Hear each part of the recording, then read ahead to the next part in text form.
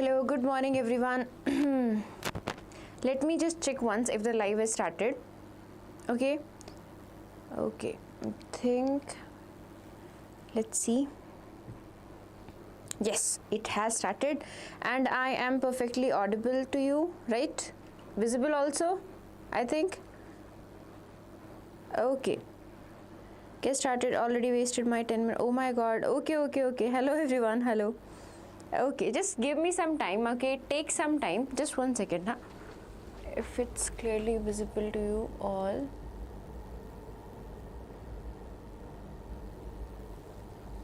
Okay. Yes, so let's start, shall we? Are you ready, guys? How's the Josh? Hello, everyone. Hello. Hi, Ibrahim, Guru, Sharad, Parikshit, Hina. Yes, good morning, Hina. Ma'am, how much we can get by this video? So, hi, everyone. Hi. So, from this video,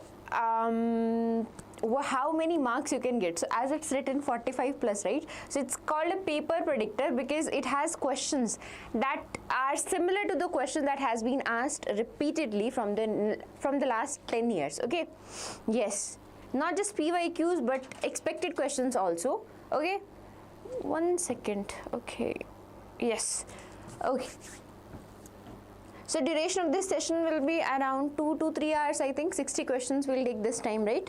Okay, yes, it is worth it if you study something out of it, if you revise your concepts, if you learn something out of it, it's obviously worth it. Okay, yes, I do not study biomolecule. There anything that important I can get from biomolecule? San Luffy from biomolecule, bacha, the biomolecule PYQs you can go for. Okay, and majorly questions come from your carbohydrate section.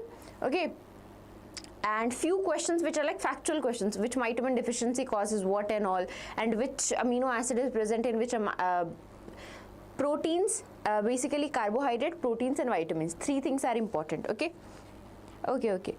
Ma'am, will this video be enough for 30 marks? So Banal, sorry, what's your name? Sangeeta. Okay, Sangeeta, see, 30 marks, you are only aiming for 30 marks, so obviously you will have to study more than that. Okay, obviously you have studied, I think you have studied PYQs, you have given mock test, and this is an additional thing. If anything is left, it will cover it up. Okay, it is different from the last class because the questions are different. In last class there was a mix of PYQs and some expected questions. The questions are different here. Okay, yes, let's start. I'll answer all of your doubts in between. Yes, is it okay? Hi Ajay, hi everyone. Okay, yes, let's start.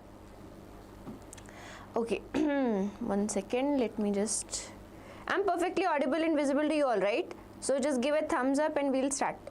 1 second. Okay. Ma'am, is 40 plus possible? I'm already at 30% in my mock test. Can I get 40% final KCET exam? So yes, you can, it's okay. Okay, so what you have to do is, whatever mock test you are doing, analyze your mock test, where you analyze and find where you're making the mistake. Okay, and don't do those mistakes in your exam. Okay, good morning everyone. Thumbs up, lots of thumbs up. Let's start. Okay, I'll answer all of your doubts in between. I'll give you some time, don't worry. Okay, so firstly we'll start from solutions. So there's a mix match of chapters. It's not like I'll be an organic physical type. I've mix matched it so that you get, like, because in KCET exam you will be getting question from solution, then electrochemistry, then organic chemistry will be there. Okay, so like that questions are here. Okay, but chapter wise, obviously. From solutions, first question on your screens, guys. I don't think poll is available from right now, so you can answer me like that. Which one of the following equilibrium exists in a saturated solution of solid in liquid? So what is solute and what is solvent here? What is solute and what is solvent here? Solute is solid, right? Okay. Solute, what is solute here? Solid. What is solvent here? Liquid, right? And we have a saturated solution. Saturated solution means that solute is soluble in solvent, right? That means solute is soluble in solvent. Solute less, solvent more. Yes, Pooja, that is there. But we are asking how will you represent the equilibrium existing between saturated solution of solid and liquid. So how will you, yes, how will you represent the equilibrium? So obviously when a saturated solution is there, that means the solute is mixed in solvent. Solute is mixed with solvent and we get a solution. So we get a solution, yes. So, ayo, all of you answering B, C. Okay, so what kind of equilibrium will be there? Saturated solution means up to a certain amount solute is soluble in that. Okay, so we are getting a solution. We are getting a solution. So the equilibrium exists between a solute and a solution. Solute and the solution, right? Because saturated solution, right? That means the solute is soluble in liquid. Clear? Yes. Oh my God. Not D. The answer is C, right? Solute. There will be solute. In that particular solution, there will be solute and there will be solution. What is that solution? Solution has both solute and solvent. Solution has both solute and solvent. Solute plus solvent. That's how you make a solution, right? Solute and solvent. Okay, yes, C. Clear. Okay, good. Next question. You are right, Sonakshi. Okay, I didn't see you, bacha. Okay, good morning, Monish. Good morning, everyone. Yes. So next question. One more doubt, I am addressing it now because I see 200 people here. All of you, the PDF, you were asking about the 100 question PDF, right? Go to the description of this live. Please go to the description of this live and there you'll see, one second, there you'll see, join Diksha KCET WhatsApp channel, right? If you click on this link, WhatsApp channel will open and I'll show you the WhatsApp channel actually, one second. The PDF is already uploaded there. The whole drive is there where all the PDFs from your physics, chemistry, biology, maths, every PDF is there. One second. I'll just show you. Which channel is this? Yes. Diksha KCET 2025. This is the name of the channel. If you click on that link, this channel will open up. I hope it's visible to you all. Okay. Diksha KCET channel. It's not, I think. Okay, so there you scroll little up, there is a drive link. Children, all the PDFs are being updated here. So it's the master stroke PDFs are there, 15-day challenge which we did, and then the rank booster which is going on. Okay, all the PDFs are there in the in this particular WhatsApp group. Okay, so you just click on it, the drive link will open and there you can access it. Okay, so don't say the PDFs are not there, PDF. The PDF we already uploaded, every day we upload it. Okay.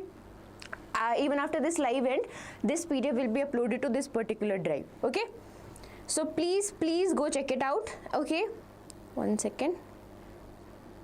Yes, I hope it clears your doubt because that was a major question that you guys had in the last live. Okay. Okay, we also have a free PYQ test series. You can also access that on Diksha Vedantu app or Diksha Vedantu website. So it's a PYQ test series. That means there we have all the PU2 chapters, last 10 years PYQ, and it is available for free. So you can go check it out. You can download it. Yes, not just download it, you can access it on Diksha Vedantu app or Diksha Vedantu website. Okay, clear? Okay, you already answered D. Okay, let's see. Which of the following aqueous solutions has the highest freezing point? What do you mean by highest freezing point? Yes, highest freezing point means least depression in freezing point, right? Least depression in freezing point. And least depression freezing point means least value of Van 't Hoff factor, right? Least value of Van 't Hoff factor. That means least number of solute. If the number of solute is less,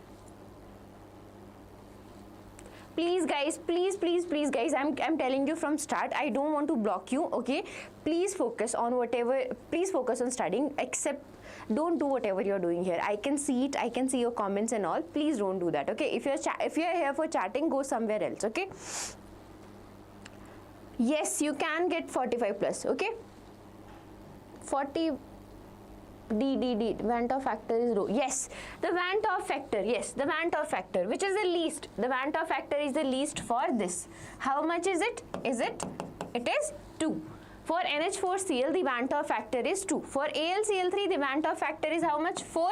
For this one is 3, and for this one it's 5, right? So it is the least for NH4Cl. It is the least for NH4Cl. Yes, correct. So that means it have, that means, is it not audible, guys? Is there issue? Sound is low. Ayo, sound is low, huh? Okay, clear? Okay. So the correct answer is D. Okay.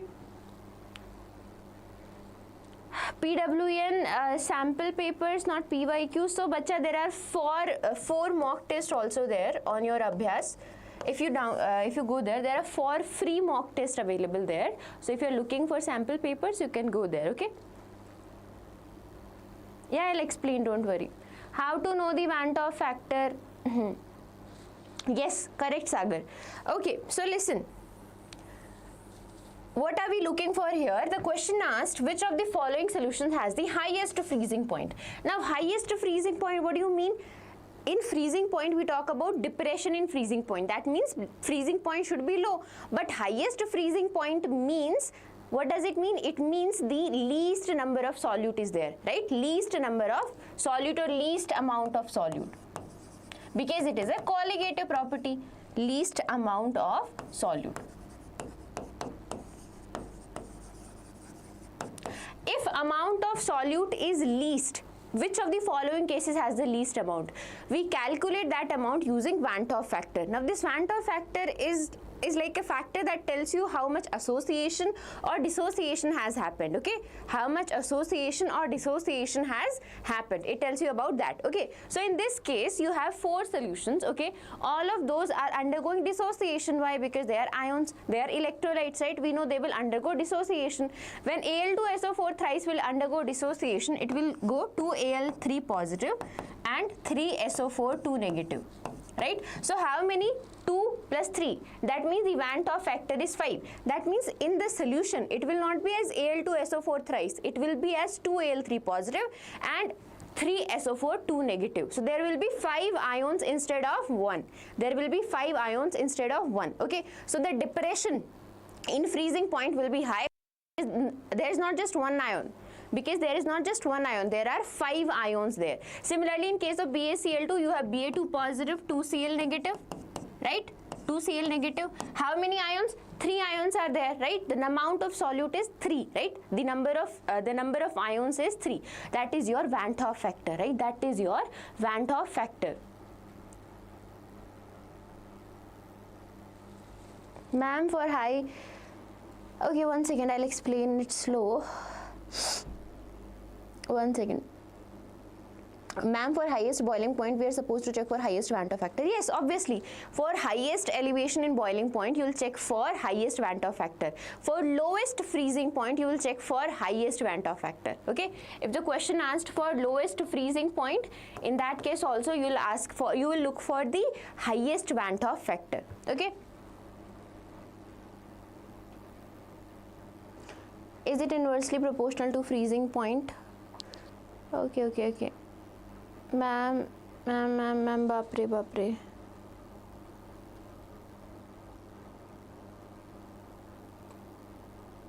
No, it's not like that. Okay. Yes. So listen, so highest freezing point means least depression in freezing point, and least depression freezing point will be when you have the least amount of solute. And which among the following is the least amount? All of them are in same concentration, so you can't differentiate on that basis. So which will be in the least amount? Which has the least Van't-Hoff factor, and the least Van't-Hoff factor is in case of NH4Cl, because NH4Cl dissociate as NH4 positive and Cl negative. NH4 positive and Cl negative. Okay, so that means what is the Van't-Hoff factor here? Only 2. Okay, and rest 3, 4, 5 they are higher, so that means they will have the lowest freezing point, and this will have the highest freezing point. Clear? Oh my god, guys, stop. Okay, 1 second. Yes, elevation boiling point formula, please, ma'am. Okay, 1 second. Ma'am, what if boiling point was written in place of freezing point? Then obviously highest boiling point, in that means highest elevation in boiling point. That means highest Van 't Hoff factor. That means highest Van 't Hoff factor. Okay. What happens when you add a solute to a solution, when you add a non-volatile solute to a solution, what happens? Its boiling point increases and its freezing point decreases. Okay. So whenever you are adding more amount of any solute, any non-volatile solute, the boiling point will increase, and whenever you are adding a non-volatile solute, the freezing point will decrease. Okay. So it depends on that particular amount, because both of them are colligative property. That means they depend on the number of solute, not on the nature of solute. Okay, for elevation in elevation in boiling point, the formula is del TB I KBM. I is used, Van 't Hoff factor is used when you have association or dissociation. In this case, it was dissociation. So whenever you have association or dissociation, we use Van 't Hoff factor, or else we just use del TB equals to KBM. Okay, the elevation in boiling point. What is that elevation? That is your TB solution minus TB naught, because the pure solvent boiling point is lesser than the solution's boiling point. That's why. Okay, in depression we do opposite. Okay. Yes, we have less time. Ma'am, what if the concentration is different? Then your thing is different. Then in that case, if concentration is different, you multiply this I factor with the concentration. What you do, you multiply your I factor with this concentration, and which has the least amount, that will be your answer. In this case, which has the least amount, that will be your answer. Okay. Okay. Yes. Let's solve the next question. Okay. In between your doubts, I'll take, but please be patient. Can I take your doubt after 40 question? Is it okay? Once we finish 40 question, I'll give you a little break also, and I will answer your doubt. Is it okay? Can you wait till now, please? Can you wait till then? Okay. Boiling point. The solution with the highest number of ions will have the highest boiling point. They will have the highest boiling point. Okay. Highest boiling point. Okay. Sagar, I'll answer your doubt also. Just give me some time, okay? Please, guys, wait till 40 questions. After then, I'll answer, okay? Next question. The mole fraction of water in which CO2 is dissolved is 0.97. That is the mole fraction of water. If its partial pressure is 2 bar, Henry's law constant is. So, we know what is Henry's law constant. Henry's law constant, according to that Henry's law, the partial pressure of any gas is equal to what? Partial pressure of carbon dioxide will be equal to Henry's law constant for carbon dioxide and the mole fraction for carbon dioxide. But we know mole fraction for water only. How do we calculate for carbon dioxide? Very simple. We'll just do 1 minus 0.97. So which is 0.03. 0.03. That is the mole fraction. What is the pressure? Pressure is 2 bar.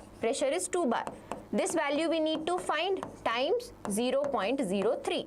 So the Henry's law constant will be equals to 2 by 0.03. So which will come at around 66.66.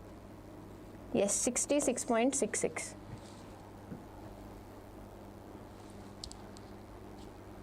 Yes, B. Correct. Okay, yes. Clear? Yes, B. Is it clear, everyone? So we are asked to calculate the Henry's law constant for carbon dioxide. We are not told the mole fraction for carbon dioxide. The mole fraction for water is given. So we know in a solution water is there and carbon dioxide is there. Mole fraction of carbon dioxide will be 1 minus the mole fraction of water, which is 0.03. And then we know, according to Henry law, the partial pressure of carbon dioxide will be equal to mole fraction of carbon dioxide times the Henry's law constant, and we need to calculate this value, and both these values are given to us. Okay, very easy, very simple, right? Okay, next question. Mass of non-volatile solute with molecular mass 60, which is dissolved in 100 gram of heptane to decrease the vapor pressure to 90%. So this is our relative lowering of vapor pressure. Heptane to decrease the vapor pressure to 90%. That means if initial vapor pressure was 100%, the decreased vapor pressure is 90%, right? That is your relative lowering of vapor pressure, P naught minus PS by P naught. Pure solvent minus the solution's vapor pressure upon the pure solvent vapor pressure equals to mole fraction of the component. Which is the component here? Let's say that mole fraction of this non-volatile solute. Now I'll calculate here. Mole fraction is equal to what? Mole fraction is number of moles of solute upon total number of moles. Okay. So number of moles of solute is how much?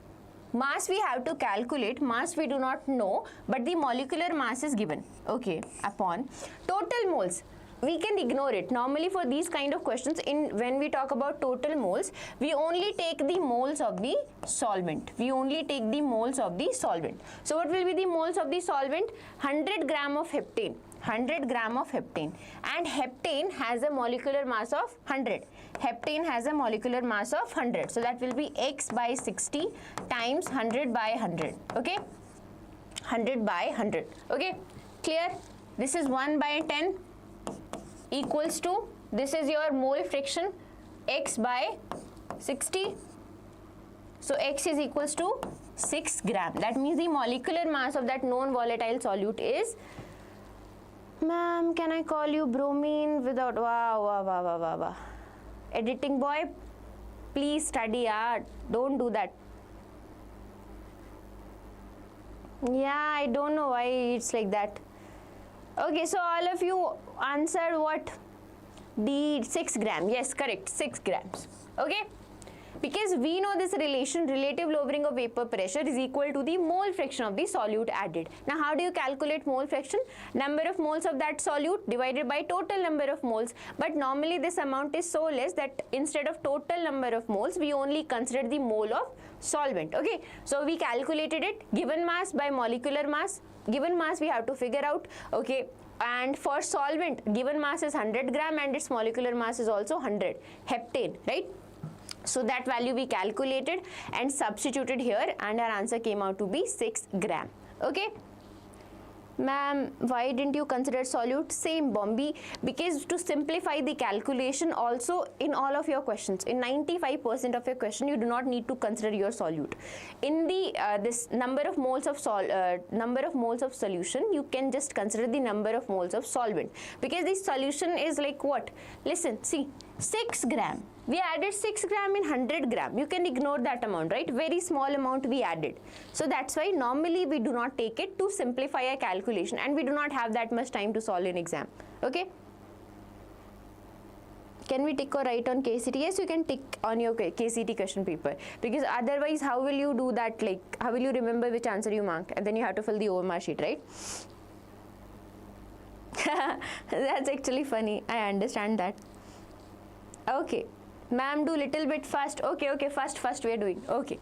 Next question. You guys give me a thumbs up anytime, like you, after every question, if you give me a thumbs up, I'll just move on to the next question. Okay? Okay. Ma'am, can you answer my question? I'll answer, Sagar. Just wait till 40 question, please. Answer this question. An aqueous solution contains 6% and 4% by mass of X and Y. The boiling point of the solution. Now here, interesting thing, you're not asked the elevation in boiling point, you are asked the boiling point of the solution. So we know that elevation in boiling point happens, right? And what is it? It is the boiling point of solution minus the boiling point of pure liquid. Minus the boiling point of pure liquid. Here it is water, so it will be 100. This TB naught will be 100. Okay, now let's see. This should be equal to what?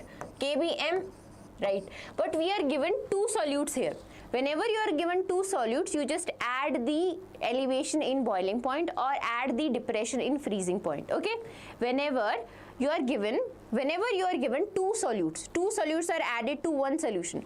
two solutes are added to one solution, what you do, because these are colligative properties, you just add the elevation in boiling point or the depression in freezing point, okay, whatever quantity is being asked. So here I'll do what, I is not there because there is no dissociation, association is not there, so it will be KBM1 plus KBM2. Okay, KB is common because solution is same, right? Aqueous solution we are taking, KB for water is same. So KB I can take common, it will be M1 plus M2. Okay, M1 is your X, okay, M1 is your X, the molality of X, 6% weight, 6% by mass, that means 6 gram is present in 100 gram of solvent, 6 gram is present in 100 gram of solution, okay, now listen. 6 gram of X is there and 4 gram of Y is there, okay, 4 gram of Y is there and 6 gram of X is there. How much will be the amount of solution left? What will be the amount of solvent? What will be the amount of solvent? If 100 gram of solution is there, okay, in that 100 gram you have 6 gram of X and 4 gram of Y. So what will be the amount of solvent? The solvent will be 90 gram. The solvent will be 90 gram, right? That is your amount of solvent. And what are we looking for here? Molality. What is molality? Molality is the number of moles of solute present in 1 kilogram of solvent. So solvent amount is given to us. We have to calculate the number of moles. Okay. So that will be KB. You do the calculation, guys. Till then you do the calculations. Okay. KB should be equal to 6 by, what is the molecular mass of X? It is 120. Okay, times, what is the amount of solvent? 90 gram. 90 gram, okay, I'll convert it into kilogram, plus 4 by 180 times 1000 by 90, okay. KB value is also given to us, which is 0.52, and if you calculate it, bachas, tell me the answer, please. If you, what are you doing, guys? Okay, if you calculate it, what shall be the answer? Okay, no one is doing that. Okay, no one is doing calculation. Wow, very nice. Okay. So this one comes out to be 0.404. Yes, D. 0.404. Now this is not the answer. Okay, why? Because we need to calculate this thing. TBS, the solution's boiling point, the boiling point of solution. So the boiling point of solution will be equal to what? Minus 100 equal to 0.404. So solution's boiling point will be 100.404. 100.404. You can eliminate this answer straight away, right? Because obviously there is elevation in boiling point. So boiling point will not be less than 100. Boiling point will not be less than 100. So the correct answer is A and D. Hi, D. Okay, D. It's not D.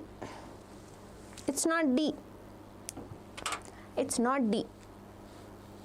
Yes, it's A. Do the calculation again, please. Please do the calculation again.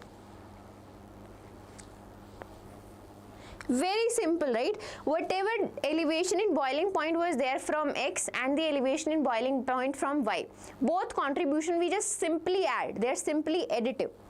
Okay? Clear? Okay. Is it okay? Yes, you guys remember, thumbs up. Give it. Okay, I'll just explain the next question. Electrochemistry. Now let's move on to electrochemistry. We have to finish PU2 and PU1 both. Okay. Now 1 second. Yes, good. Ma'am, say high-weightage chapter, please. Wow, you're hiding now. I made a video. Please go check it out once. Okay. Next question. Consider the following 4 electrodes. You have to tell the reduction potential in volts of the electrode in order. So, in order of decreasing order of electrode potential. I'll write the equation, you tell me the answer. It's very easy. See, E cell will be equal to what? E naught cell minus. What is the reaction happening for all of these? The reaction is very simple. Ag positive will gain an electron and form Ag. Okay. E naught cell minus 0.06 by n log of. Okay, product concentration Ag, it is solid, right? And for solid the activity is 1. For solid the activity is 1 by Ag positive concentration. Clear? Okay. Now if I rewrite it, E naught cell minus 0.06 by n log of, sorry, plus log of Ag positive, right? Log of m minus n, right? Clear? Yes, yes, Raju, correct. Legend gamer, Raju, correct. Okay, now listen. That means your E cell is directly proportional to Ag positive concentration, is directly proportional to Ag positive concentration, which has the highest Ag positive concentration, 10 raised to power minus 1, 10 raised to power minus 4, 10 raised to power minus 2, 10 raised to power minus 3. So this has the highest concentration of Ag positive ions. Highest concentration of, yes, highest concentration of Ag positive ions. You're good. Starting again now. Yes. So the order is 10 raised to power minus 1, then minus 2, then minus 3 and minus 4. This will have the least E cell, least value of E cell. The correct answer is option A. The correct answer is option A. Okay. Hi, Joe. Okay. 1 second. I have to.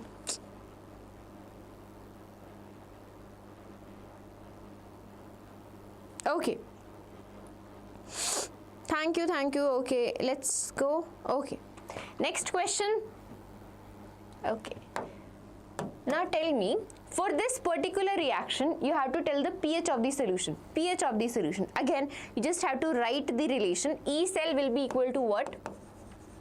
E naught cell minus 0.06 by n. What is the number of electron? 6. Log of Cr3 positive raised to power, whatever be the stoichiometry that is being raised to that power, 2 by, okay, Cr2O7 2 negative and 14 H positive. 14 H positive means H positive raised to power 14. H positive raised to power 14. This value is given to us. This value is also given to us. It's in millimoles. So you convert it into moles. 4.5 times 10 raised to power minus 3. And similarly 1.15 times 10 raised to power minus 3 moles. You just add all these values here.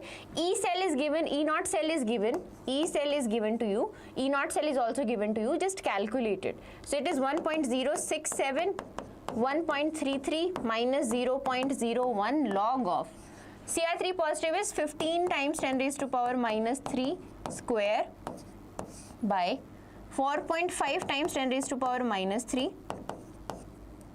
into H positive raised to 14.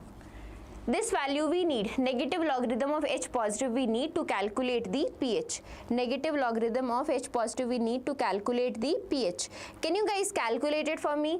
I'll give you the answer. Why didn't you consider water? So, Macha, listen. What's your name? Bombi. Listen. Whenever you have a solid or a liquid, their concentration do not change throughout the reaction. Okay. So we take their concentration. If it's like this, Ag.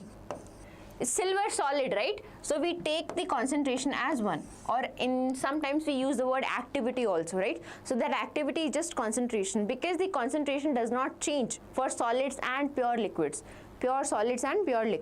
Okay? Yes, so the correct answer is how much? Ayo, no. This is so we consider only the ions. Yes, we only consider the ions because they are undergoing change. There is change in concentration for them.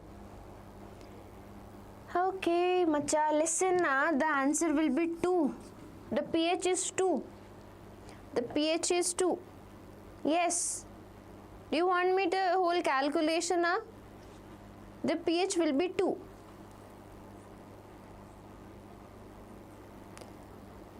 Yes, the pH is 2, not 3. Why are you answering 3? Calculate it once again, please. Yes, ma'am. Yes, the pH is 2. The pH is not 3. I've done this question 2 times before.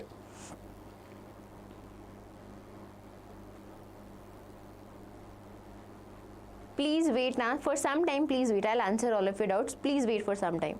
Okay. Next question. Okay. Next question. Given the equilibrium constant of the reaction taking place in galvanic cell. Equilibrium constant you need to tell. You need to tell the equilibrium constant. Okay. You need to tell the equilibrium constant. What is the equilibrium constant? Okay.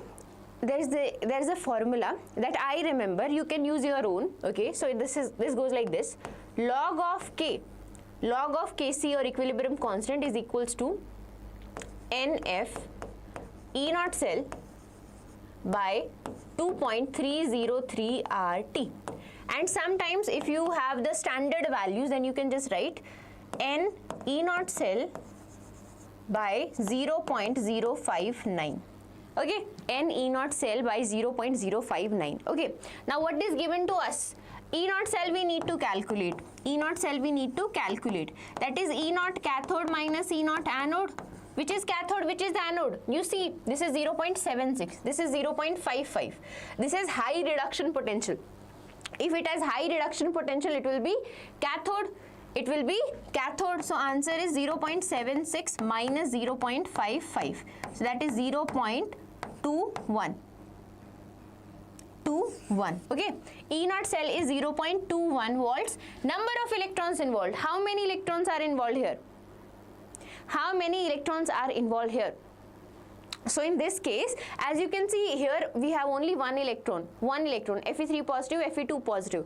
But we are given here that I negative is getting converted into I2, right? So that means one I negative needs one electron, 2 I negative will need 2 electron. So number of electron involved is 2. The number of electron involved is 2. So 2 times 0.21 by 0. Can I take it 0.6, right? Simple. Okay, that will be 2 times 7 by 2. So log of K equals to 7. So K will be equal to 10 raised to power 7 if we take anti-log.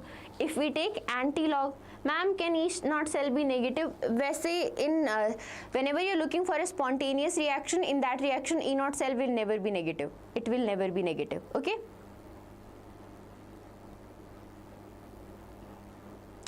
Padmana and Pooja, whoever they are, please don't do that. Okay, I don't want to call you out. So beginning in this, don't do that. Please don't do that. Yeah, I can explain it, Chandana. Mahantesh, wait for some time, bacha. I will answer your doubt. Okay, wait for some time. Yeah, they are. Pooja, you are also. Are you that, Pooja? Okay, now listen. So we are asked the equilibrium constant. How do you calculate equilibrium constant? That is NF E naught cell by 2.303 RT. Okay, N, number of electron involved.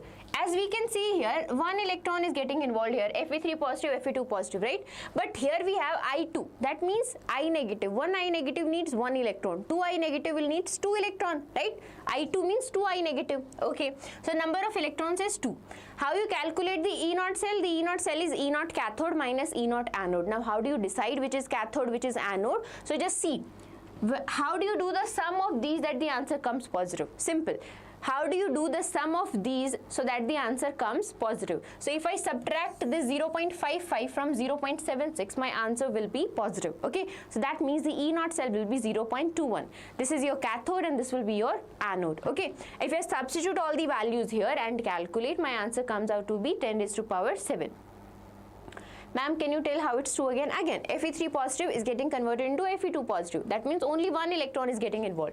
One electron. Okay. I2 I negative. When you convert I negative to I2, that means 2 I negative, right? One I negative needs one electron and it get converted into I.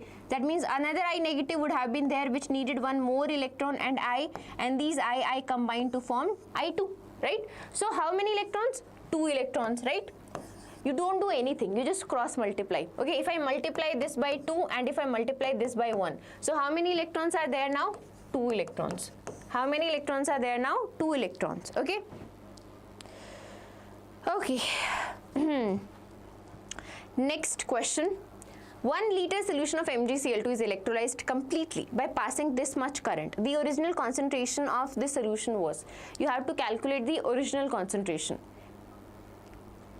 Okay, I have to, don't let me, 1 second.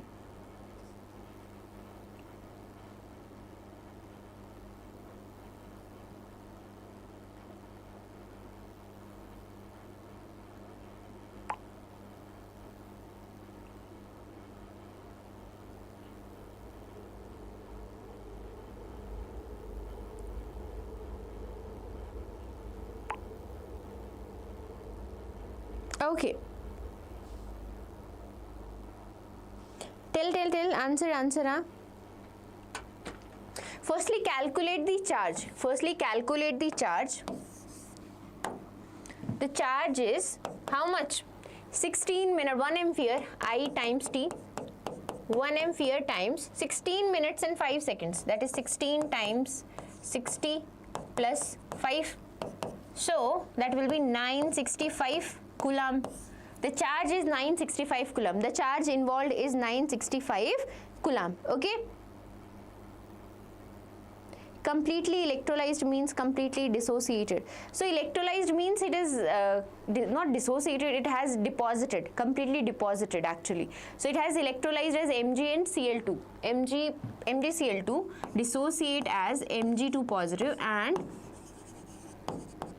2Cl negative. It will dissociate like this. 1 second. Okay. So deposited, when it means it's completely electrolyzed, that means this Mg2 positive has deposited as Mg by gaining 2 electrons. By gaining 2 electrons, it has completely deposited as magnesium. Okay. On cathode. This reaction happens on cathode. Okay. And Cl negative will convert into Cl2. That happens at anode. This reaction happens at anode. Okay.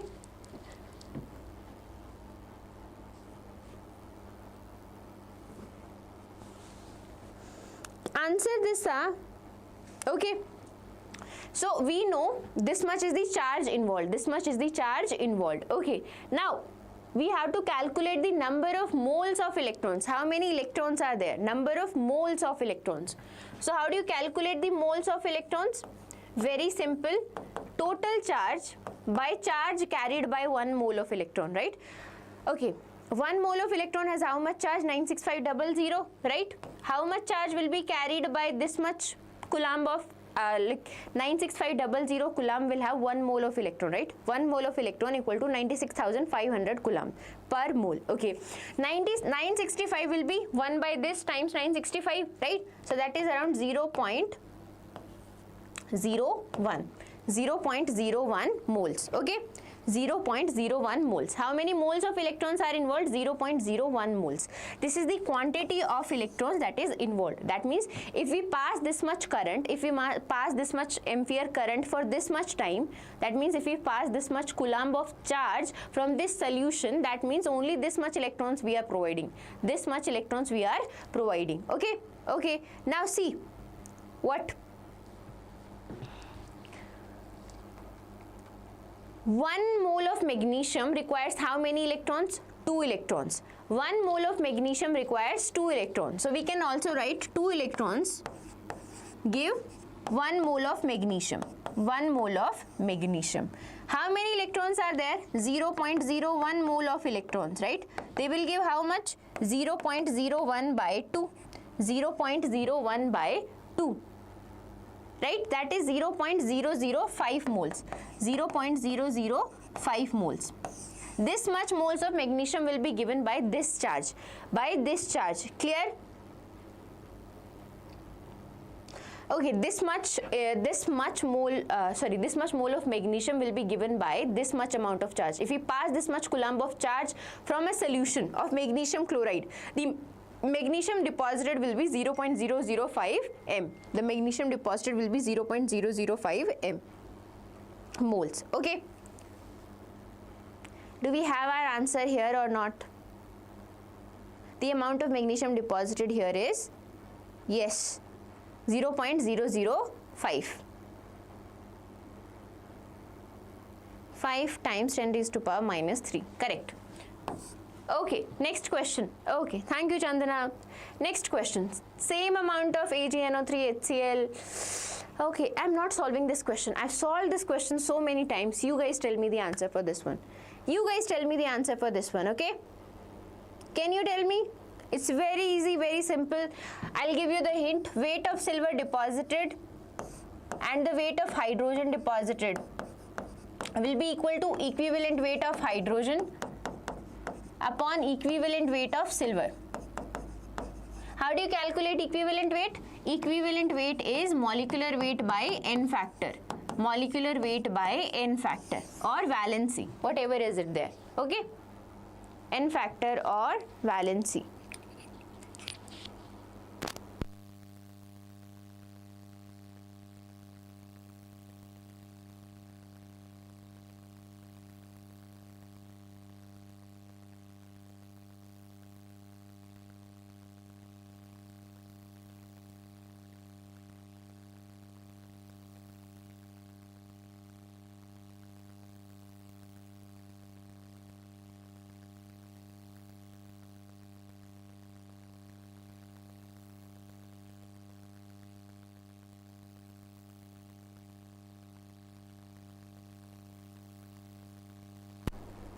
Yeah, tell me the answer. This one's very easy actually. Ma'am, the answer is option C. Yes, the answer is option C. Okay. So, what will be the amount of hydrogen liberated? The amount of hydrogen liberated will be, this is 1.08 gram. Okay. And the equivalent weight is 108 gram. The equivalent weight of hydrogen is 1. Okay. So, weight of hydrogen is 0.01. 0.01 gram. You just need to convert this value into volume. Okay? Yes. So if we convert it into volume, that will be 2 gram will have a volume of 22,400 centimeter cube. 0.01 gram will have a volume of 22,400 by 2 times 0.01 or 10 raised to power minus 2. Okay, minus 2 plus 2 cancels, so it is 112 centimeter cube. Okay, next question. How it came, ma'am? How 2 gram? 2 gram is the mass of hydrogen, right? 2 gram is the mass of hydrogen. 2 gram is the mass of hydrogen and 2 gram of hydrogen have a volume of 22.4 liter. So 22.4 liter means 22,400 centimeter cube. 22.4 liter means 22,400 centimeter cube.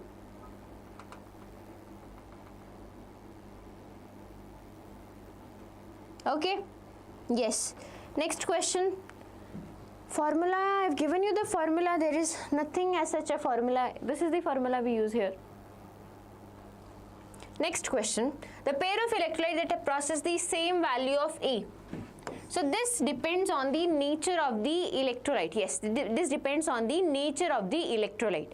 A value depends on the nature of the electrolyte, type of the electrolyte. Okay, nature or type.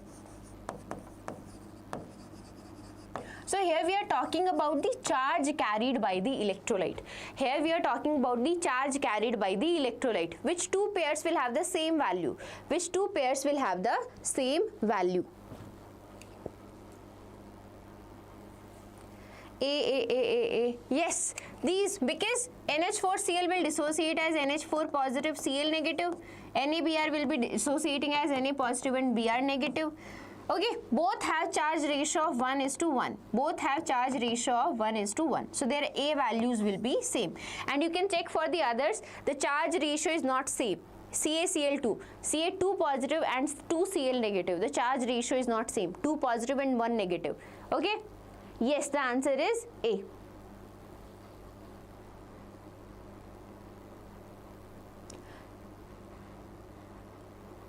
Poll is not available, guys, today. It's okay? Is it okay? Ma'am, can we get... Oh my god, just wait for some time, I'll tell you, okay? Just wait for some time. For now, please focus on solving the question. That should be your priority.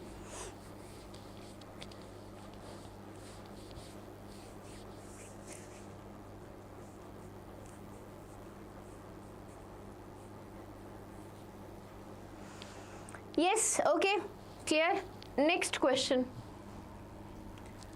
Chemical kinetics. So from chemical kinetics, this is your first question. You have to tell the overall order of this reaction. Overall order of this reaction. Tell me the overall order for this reaction. So the slowest step is the rate determining step. The slowest step will be the rate determining step. That means rate will be equal to K, A and B2. Now we do not know A. We do not know A. So we calculate the A. We can determine the value of A using this relation, right? This equilibrium equation. What is the relation? Kc equals to A square by A2. Right? Product concentration divided by reactant concentration. Product concentration divided by reactant concentration. That is your equilibrium constant. Yes. Okay, equilibrium constant. So here A value will be what? A will be equal to Kc into A2 and whole raised to power 1 by 2. If I substitute this value here, that will be Kc half A raised to power A2 raised to power 1 by 2 and B2. So tell me, because these are our reactants A2 and B2, we only calculate the answer in form of A2 and B2 because these are our reactants. Okay? Yes, in question 11 option B, question 11 option B also has the same value. Amaya, if I open that question and if it did not, then what will you do? It does not have the same value. You did not you do not read your questions properly. Okay, yes, so that means the answer is 1 by 2. What is the order? The sum of this stoichiometry, right? Not stoichiometry, the power to which your concentration terms are raised. The power to which your concentration terms are raised, that is 3 by 2. 3 by 2. Now just to go for Amaya's route, I'll go back to that question. Okay, listen Amaya, where MgSO4 NaBr will give Na positive, Br negative. MgSO4 will give Mg2 positive and SO4 2 negative. How is the charge same? This is +1 -1, this is +2 and -2. The charges are different, bacha, right? The charges are different. Okay, here we have +1 -1, +1 -1. The charges are in same ratio. Okay, yes, you forgot it, right? You did not check it like that. Okay, next one. Okay, this is the reaction that is happening. Okay, it follows first order kinetics. Its half-life is also given. So from half-life we can calculate the rate constant, right? Starting from the gas A in a container at 500 degrees Celsius, you have to calculate the total pressure. Total pressure. Initial pressure was P0. Let's say the initial pressure was P0 and the pressure for these will be 0. Okay, after some time or at equilibrium, let's say this X amount has been deducted from it. Some amount of A has reacted, right? I can also write it at PT. I can also write it as PT. PT means pressure at time T. At this time, pressure at time T. At what time? At, let's say, 230 seconds. This is P230. P230. After 230 seconds, okay. What will be happening here? Plus X and plus X. Okay. We are asked the total pressure of the system after 230 seconds. What will be the total pressure? Total pressure will be P0 minus X plus X plus X plus X. That will be P0 plus 2X. P0 plus 2X. Do we know P0? Yes, we know P0. That is given to us in a container and at a pressure 0.4 atmosphere. So that is your initial pressure. But do we know this change? That change that happened. Do we know that? The change that has happened. Do we know that? Machi, we are taking Shrivikas, right? Machi, we are taking that to save our time because we do not have time to solve for 0.059. So we solve it for 0.06. Okay? Ayo Machi, don't do that. It makes you sound dumb. Don't do that. It's a round off figure, right? It's a round off figure. Yeah. Okay. So the answer, tell me the answer. We have to calculate this X. How do we calculate this X? We have the first order integrated rate law. What is that? We know K is equals to 0.693 by T half. What is T half? T half is 69.3 seconds. 69.3 seconds. Okay. Now, what is the relation between your KT and your concentration terms? So then your KT, according to first order rate law, it is equals to 2.303 log of P naught by PT. P naught is given to us. What is P naught? P naught is 0.4 atm. This value we can calculate. PT we can calculate. Now this PT is not the total pressure. This PT will be the pressure at 230 seconds. This PT will be the pressure of the gas at 230 seconds. Okay? Yes. Okay.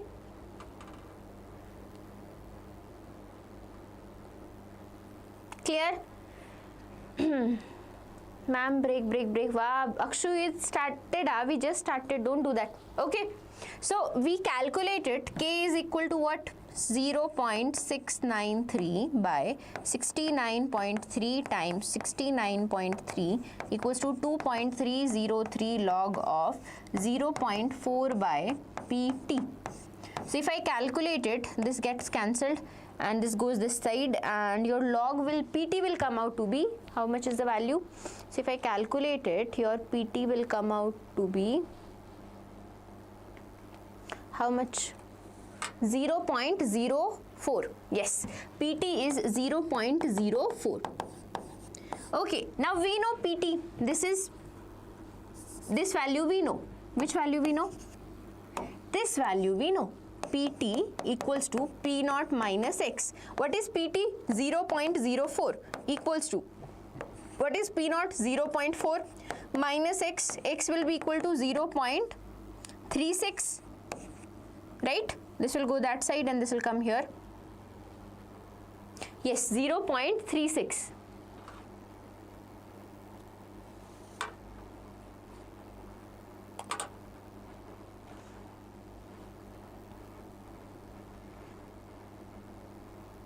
Yes, it's supposed to be 230. Wait. Sorry. Yes. The answer will be 0.04, but here we'll take 230. Yes, sorry. My mistake. K is 0.693 by 69.3 times 230. Because we are calculating the pressure at 230 seconds. So we multiply the time with the time will be 230 seconds. Okay? Yes, correct, Sandesh. Okay? So, what should be the answer? X will be 0.36. What will be the total pressure? The total pressure is P naught plus 2x. P naught is 0.4 plus 2 times of 0.36. 0.4 plus 2 times of 0.36. If you calculate it, what will be your answer? Your answer will be 1.12. And no one answered D. I check it. No one answered D. Anyone answered D? Did anyone answer D? Distortion answer D. Good distortion. Okay. How to distinguish first order, second order, third order? So depending on what quantity you are given, basically we distinguish on the basis of rate constant unit of rate constant, because for first order, second order, zero order, all the units are different. How do you calculate the unit? Use this formula: mole raised to power 1 minus n, liter raised to power n minus 1, second inverse. Okay. N is the order of the reaction. N is the order of the reaction. That is one way. That is one way to distinguish between zero order, first order and second order reaction. Queen, you said D. Okay. Sorry, I missed it. Okay. Done. Okay. So we got a thumbs up from Tarun. Let's move on. Okay. Next question. 1 second. The answer will be 1.12 atm. The half-life period of a first order reaction is this. So easy. So easy. Solve it. You guys do it. I'm waiting for you all. Do it.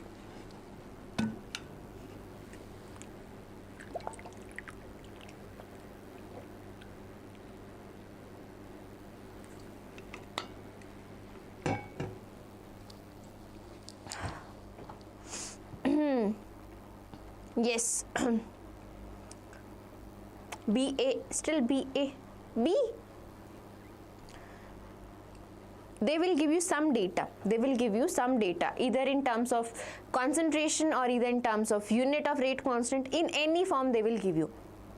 So as you can see, first order means the rate is 1, right, raised to power 1. So that means if concentration is changing, if you take the ratio of the rate constants or take the ratio of the rate will be proportional, right? And in case of square, it will be going 4 times, right? So if you take square, it will going A, yes, A for apple, B for ball, yeah, correct. A, yes, the correct answer is option A. Okay, how do you calculate it? Firstly, you calculate the number of half-lives that will be happening in 240 minutes. So they are 4 half-lives. The concentration of reactant that will be left after n half-lives will be A naught by 2 raised to power n. Joe, give me an example. Give me an example of a question, okay? I'll explain. So that will be A naught means 100. Initial concentration we take 100 by 2 raised to power 4, which will be 6.25%. Percentage के लिए will multiply 100 also. Okay.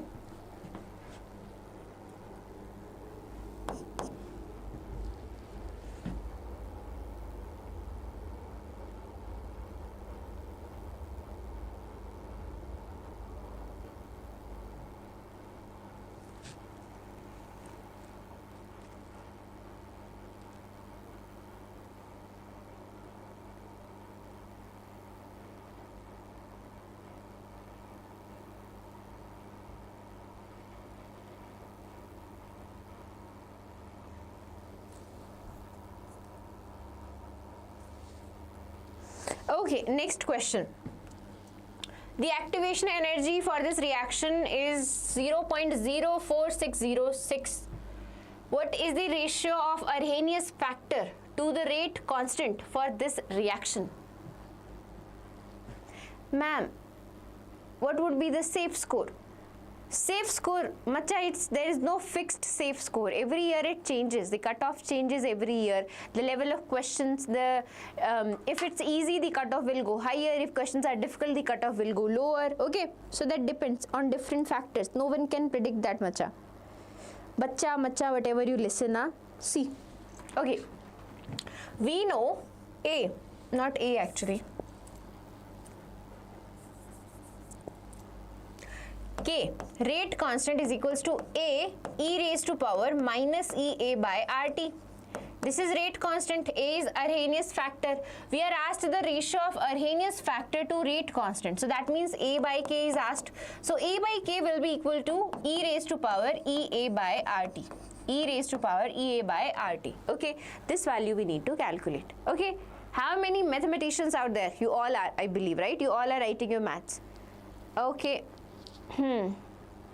So, E raised to power 0.04606 by RT by RT.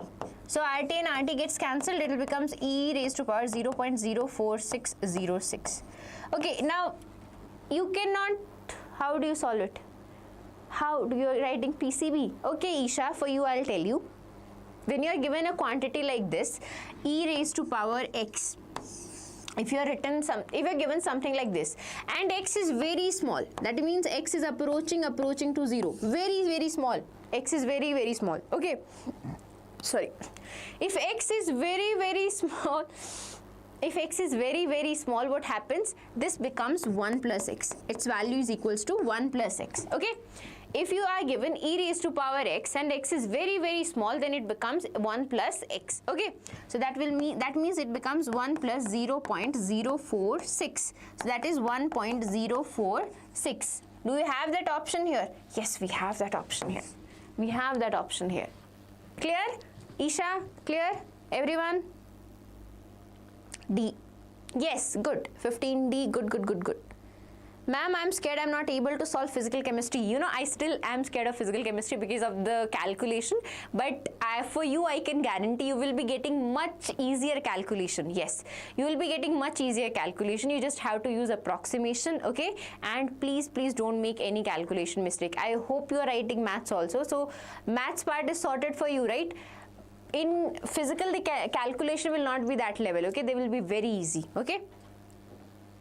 Ma'am, can you explain graph question for first order and zero order reaction? Yes, I can explain.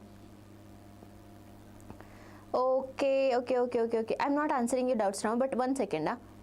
Okay, so you asked for first order and for zero order. Okay, for first order and zero order, I can explain the graph. 1 second.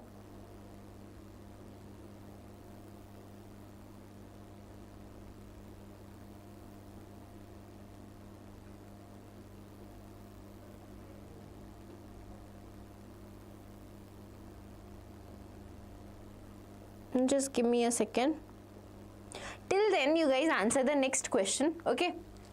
Okay, we are on DNF block. Okay, this will keep you occupied for some time. Solve this question now.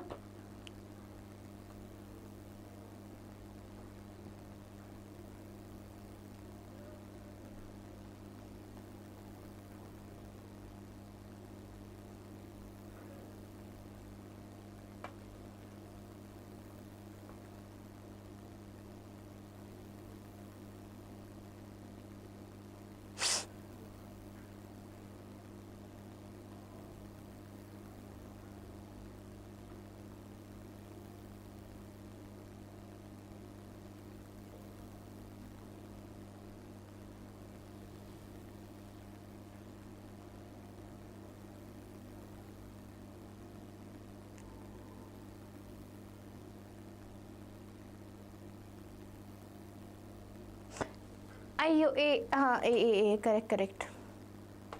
A. Yes, the correct answer is option A. So, depending on the type of graph that are being asked, so for example, we have A equals to A naught minus KT, that is for your zero order, and A equals to A naught e raised to power minus KT, that is for your first order, okay? Depending on the terms that we are using, that graph will vary.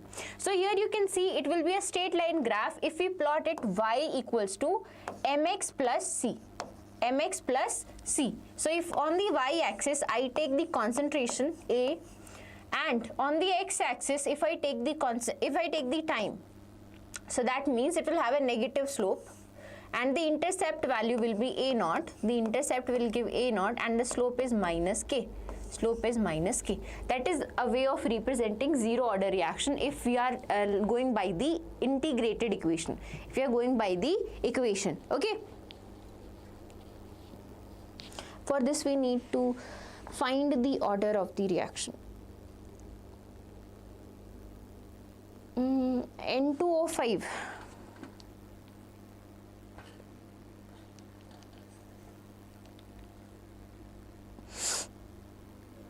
Is this the only data given in your question? Then they assume that you know this kind of reaction, the decomposition of N2O5.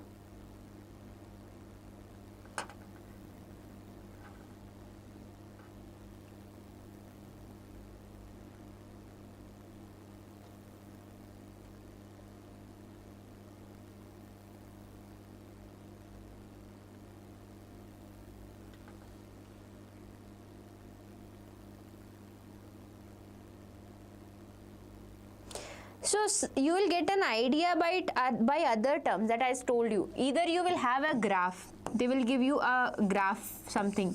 There you will find that the graph, for example, if the graph is between A versus T and it's a straight line graph with negative slope, this will be your zero order. The reaction will be zero order. Okay, second thing, they will give you concentration. Okay, so for example, two things they will give you at this particular time. When rate was this, the concentrations were this, and when the rate was this, the concentrations were this. So you can see if one concentration is doubling, there will be effect on rate. Okay, that is the other method.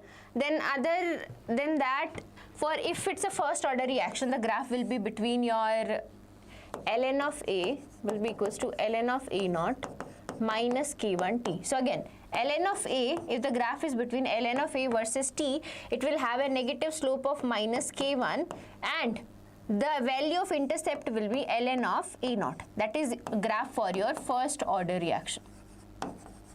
Remember the parameter, we are taking concentration of the reactant versus time. logarithm of the concentration of reactant versus time. Okay. Again, in terms of concentration or in terms of rate units, you can figure it out. 1 second. Yeah, I'll explain 16th, 1 second. Ma'am, and the graph for initial concentration. So initial concentration, your first zero order graph. In terms of your initial concentration, for rate versus concentration, if you draw for zero order, rate versus concentration, I should have done it on a different graph anyways. Rate versus concentration. So if concentration and rate, for zero order it is independent. Rate is independent of concentration. That's a zero order reaction. That's a zero order reaction. If you are plotting rate versus concentration, so for a zero order reaction, the rate is independent of the concentration. The rate is independent of the concentration. For first order reaction, again the graph will come out like this. If you have rate versus concentration, for first order reaction the rate is directly related, right? So is like raised to power 1, right? So in that case it is directly proportional. Directly proportional. If you increase the concentration, rate will also increase. Okay. 1 second. Oh, yo. Ma'am, the question that I have asked, can you predict the order just by seeing concentration? Again, the graph, from seeing graph, you can figure out if the graph is between A versus T. If the graph is between A versus T and it has a negative slope, so that means this is the graph for zero order, because we know this is the equation for zero order. Or if the graph is given to you in form of rate versus concentration, they will tell you this, for this equation the graph looks like this. The A versus T graph has a negative slope of minus K or something, or they will tell you that rate versus concentration graph is like this. So then you can say that yes, it is a zero order reaction. Okay. Or they will tell you in terms of, they will give you this graph, or will give you the data for this graph, that if you plot ln of A versus T, it has a slope of this much and the slope is this and the intercept value is this. Then you can also have an idea that this might be first order reaction, right? Because for first order the rate and concentrations are directly related. Any one data. Or in terms of concentration they will also give in terms of concentration. So if we double the concentration, what will be the effect on rate? That those values will be given. That when the concentrations were something, let's say the concentrations was let's say the concentration for 10 m was 2 m for A, and for B also let's say 3. If we double the concentration of 2, which likes 4, that means we raise 2 raised to power 2, right? We double the concentration, 2 times 2.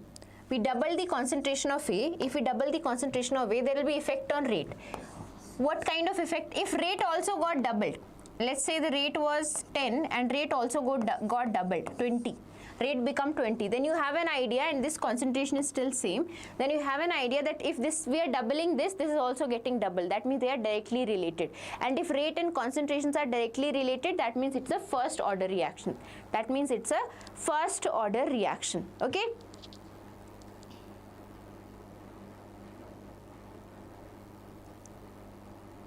No, you can't mock, you can't expect it. Joe, understood? Okay. So data will be given to you, bachas. You should be clear with zero order and first order. Second order they rarely ask, but zero order and first order are most frequently asked. The questions majorly come from your zero order and first order, and more questions from your first order, less from your zero order. Okay? Clear? Now KCET won't be hard as G, trust me. Mokshit, you're singing, huh? For second order, the graph is little different. So for second order, you have 1 by A minus 1 by A naught equals to K2T. That is the graph, right? Equation. 1 by A equals to 1 by A naught minus K2T, right? That is the graph. Minus or plus? It's plus, right? I think it's plus. Okay, for second order, I think it's plus or minus. What's the value? Plus or minus, huh?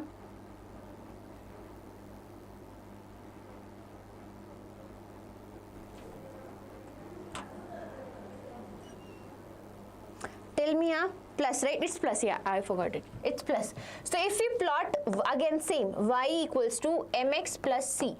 mx plus c. So if we plot, let's say time on 1 and 1 by a naught, 1 by a, 1 by a on the other y-axis, Anna. Okay, the value will be, 1 second, slope will be positive and the value of intercept will be 1 by a naught and the value of slope is k2. Okay. And for second order, if we plot rate versus concentration, the graph will be rate versus concentration. The graph will be little like this, tilted. Okay. Joe, is it clear? Ma'am, are there no questions from molecularity? I haven't seen any. I have solved so many questions, but I haven't seen any question from molecularity. Okay. Understood. Okay, next question. Now before that I have to explain this question. The number of moles of KMnO4 that will be needed to react completely with 1 mole of ferrous oxalate in acidic solution. So you need to calculate the mole of KMnO4 that can be that are needed to react completely with ferrous oxalate. So you should know the ratio.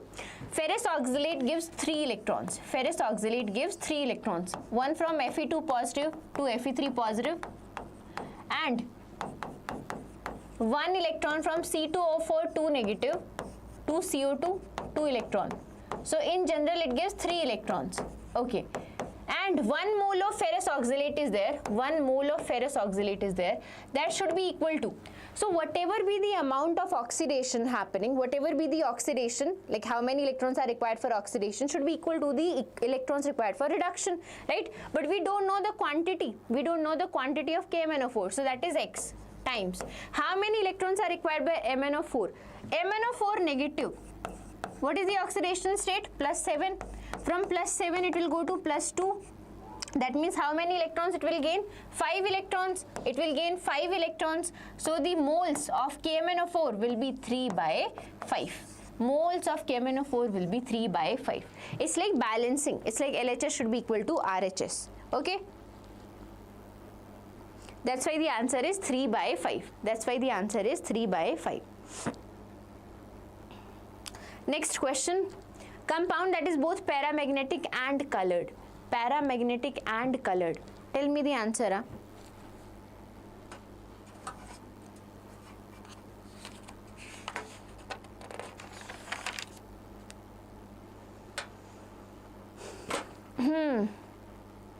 Which is both paramagnetic and colored. A.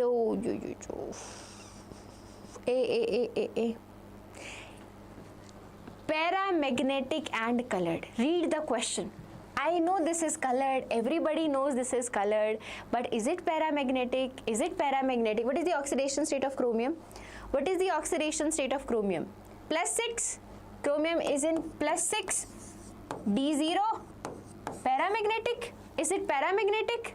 D0 is paramagnetic. D0. Yes, +6. So is it paramagnetic? Is chromium paramagnetic? Chromium has 3D, 5, 4s1, 5, 4s1. So 6 electrons are there. All are gone. Few are there. Few are there. Few you should have an idea of.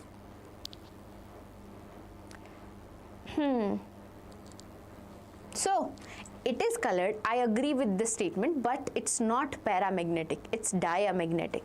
It's not paramagnetic. It's diamagnetic. Okay.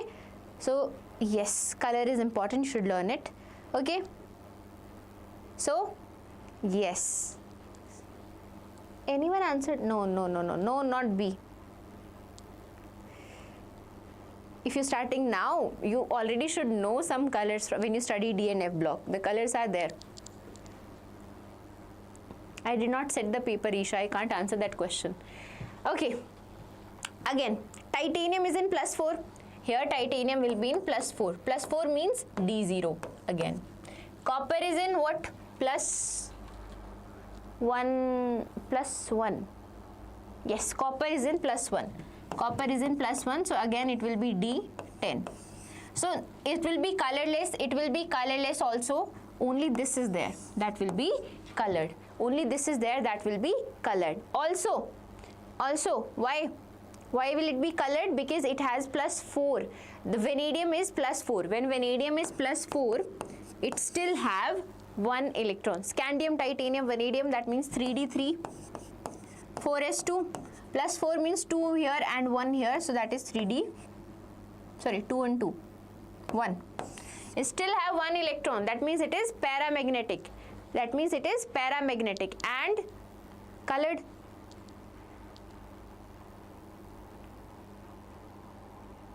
What is going on? What is going on here? C. Yes, the correct answer is C. I request you to raise the volume. I just can put the mic right in my collar, I think. I don't know if I can do. And the volume is at max actually. I don't know why aren't you able to hear it? Okay. I chose A, B and D but not C. Wow. Yeah. So the correct answer is C. Okay. Anyone else having any audio issues? Is anyone else having any audio issues, or if voice is perfect? Good. Okay.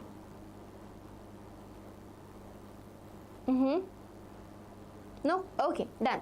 Clear. Next question, shall we? Yes. So just remember, 2 are there. So colors, you don't have to remember too much of it. You just do this. Oxidation state you calculate, and if they have D0 or D10, they will be colorless. But if they have D1 to D9, they will be colored. Okay, 2 exceptions are there. What are those? KMnO4 and K2Cr2O7, they have D0. Both have D0, but they are still colored. That is due to charge transfer. Okay, that is due to the ligand transferring its electrons, oxygen transferring its electrons. Okay, and because of that they are charged. Because of that they show color. Okay, yes, due to charge transfer. Okay, yes. So yeah, not much to learn about colors. This is the only thing that you should know. Okay, thank you, Vimla. Next, dichromate dianion. Cr2O7 2 negative. Tell me how many bonds are equivalent. For this you should have an idea about structure. I'll draw the structure. You tell me. Cr2O7. So 1.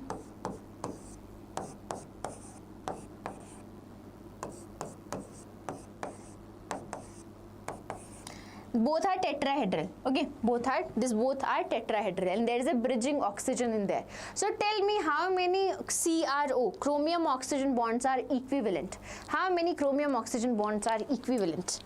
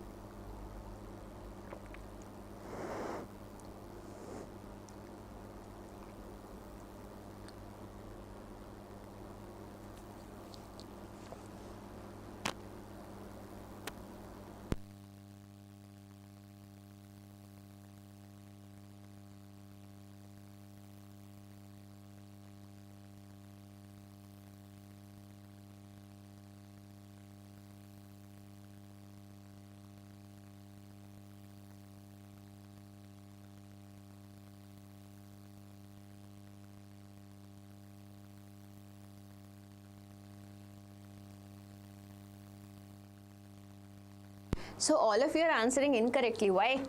Why is that so? You see these 4 bonds looks equivalent. This one, this one, this one and this one.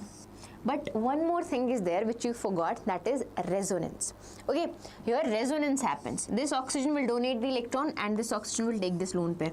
So now this will be negatively charged and there will be a double bond here. Clear? Similarly, what can happen? Now this oxygen can donate its electron here and this oxygen can take the electron. This will be negatively charged. So that means not only 4 CR bonds, we have 6 CR bonds that are equivalent, 6 CRO bonds that are equivalent. Why? Because of resonance. Same. If I transfer this electron here, this can take it, right? So this will become negative now and there will be a double bond here. Still the valency is satisfied. For chromium the valency is satisfied, right? And this charge is delocalized. This charge is delocalized, okay? Yes. So it has no. This bond is here, right? There is no resonance here. There is no resonance here. In this bond, there is no resonance, okay? Yes. Clear? So only 6. 1, 2, 3, 4, 5, 6. Only 6 CRO bonds are there that are equivalent. Only 6 chromium oxygen bonds are equivalent. And that is because of resonance. That is because of resonance.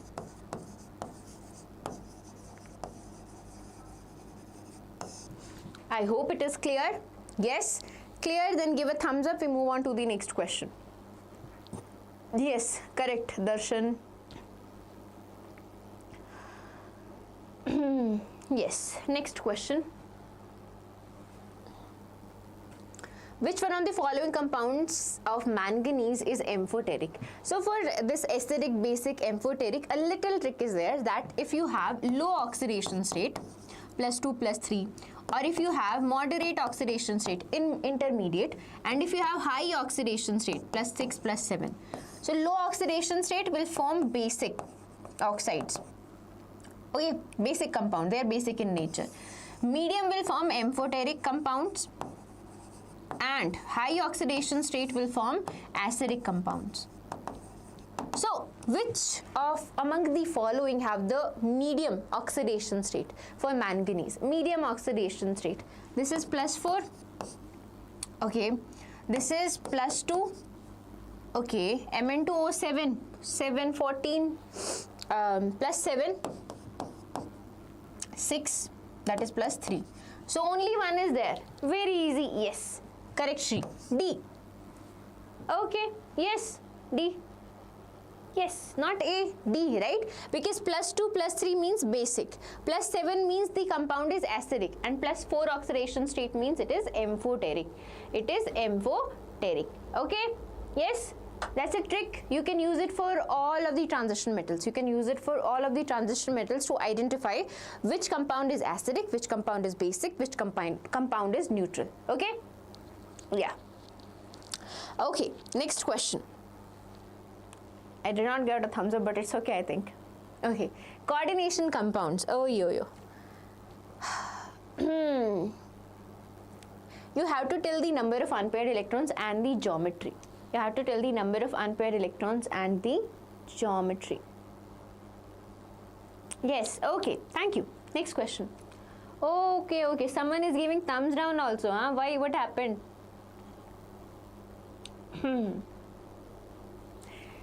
Okay, listen. X is uni-negative monodentate ligand. Uni-negative. That means it has a charge of -1. Uni-dentate, right? So, what will be the oxidation state of nickel? Nickel will be in +2 oxidation state. Nickel will be in +2. Why? Because -4, x -4 will be equal to -2, right? So, x will be equal to +2. So nickel is in +2 oxidation state, and when nickel is in +2 oxidation state, what is the electronic configuration it have? It has 3d8. I can write argon 3d8. Those 2 electrons are gone. Those 2 electrons are gone. If we have 3d8 configuration and we are told that the complex is paramagnetic, the complex is paramagnetic. Okay, let's see. 1, 2, 3, 4, 5. 1, 2, 3, 4, 5, 6, 7, 8.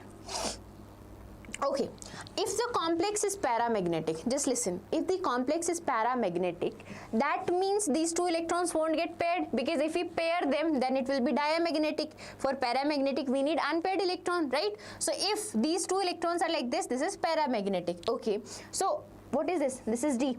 So is inner orbital involved? Are your inner orbitals involved in your hybridization? No, right? The electrons will be fulfilled in here, S and P. So what will be the hybridization? sp3. sp3 means tetrahedral.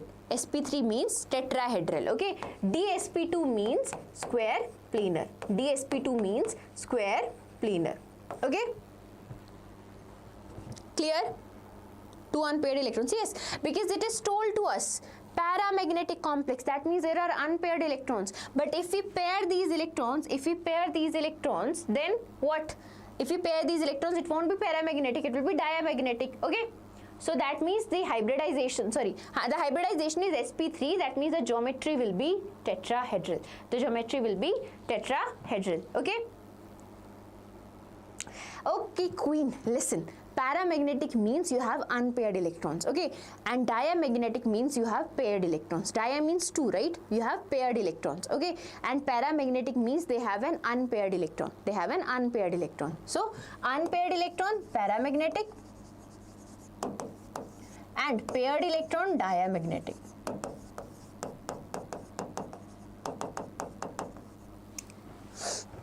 Okay, yes, we have two unpaired electrons in 3D orbital.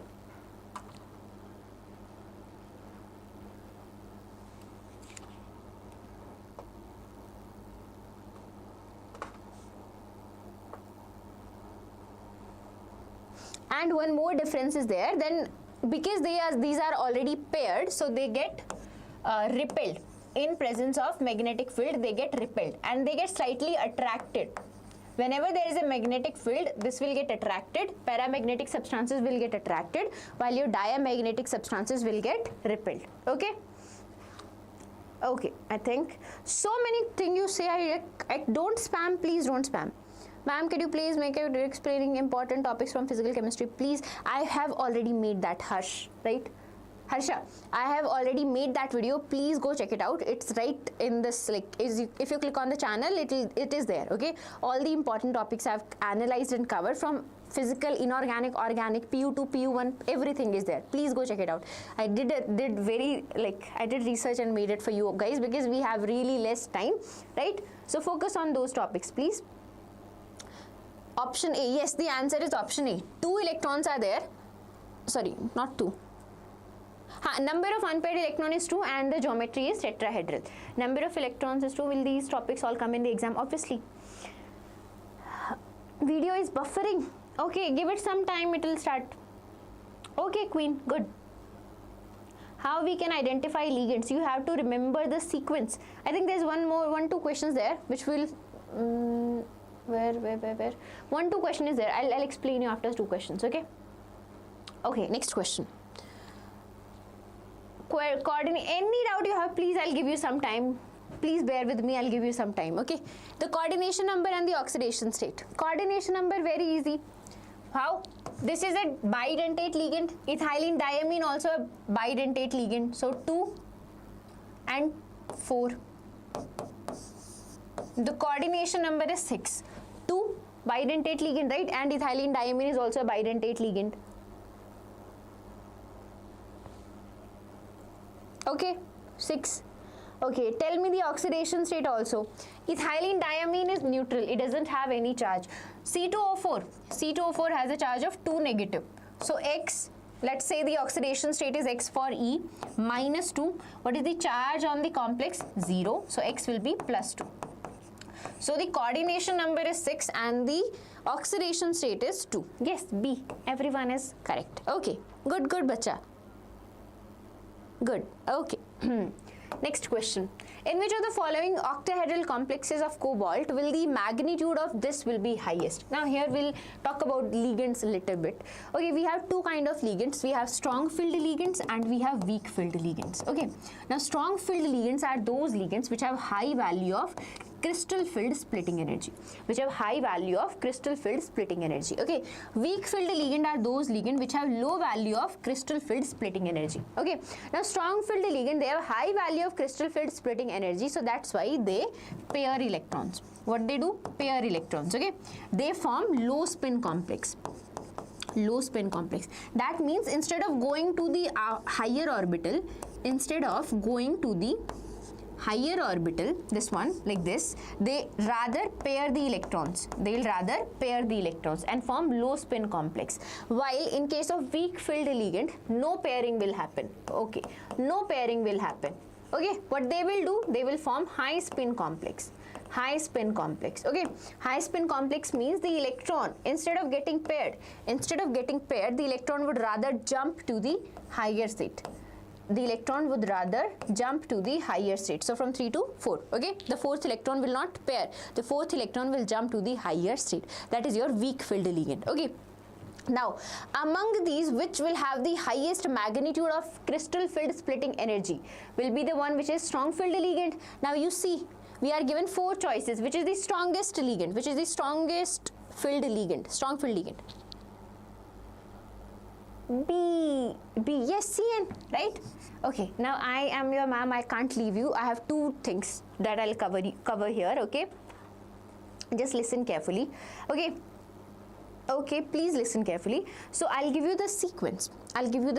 That's how I remember it. Halides. Okay. 1 second. Where can I write it? Okay. Halides. After halides, we have oxygen donors, then nitrogen donors. Then we will have oxygen donors.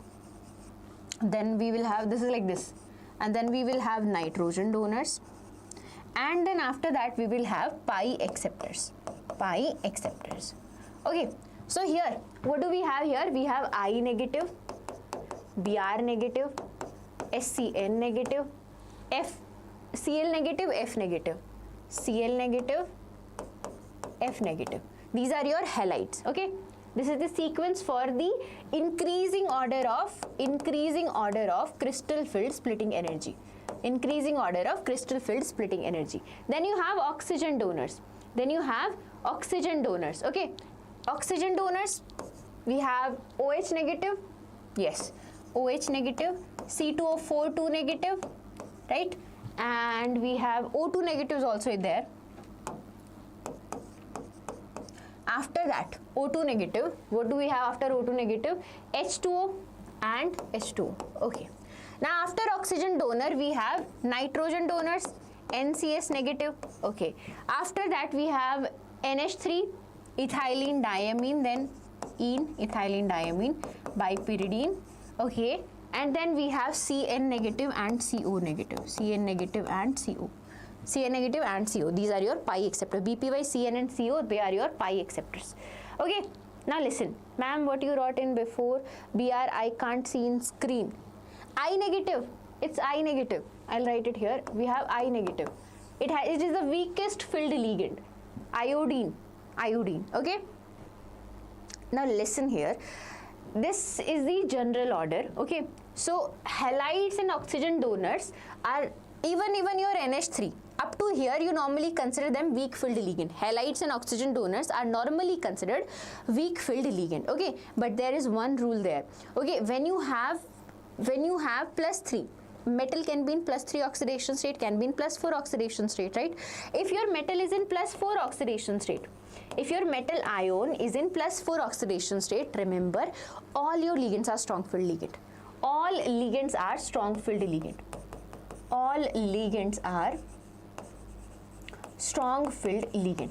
Remember it. Okay, strong filled ligand means all this thing. That means they have high crystal filled splitting energy. That means they will pair the electron. That means they will form the low spin complex. Okay. Now if they have +3 oxidation state,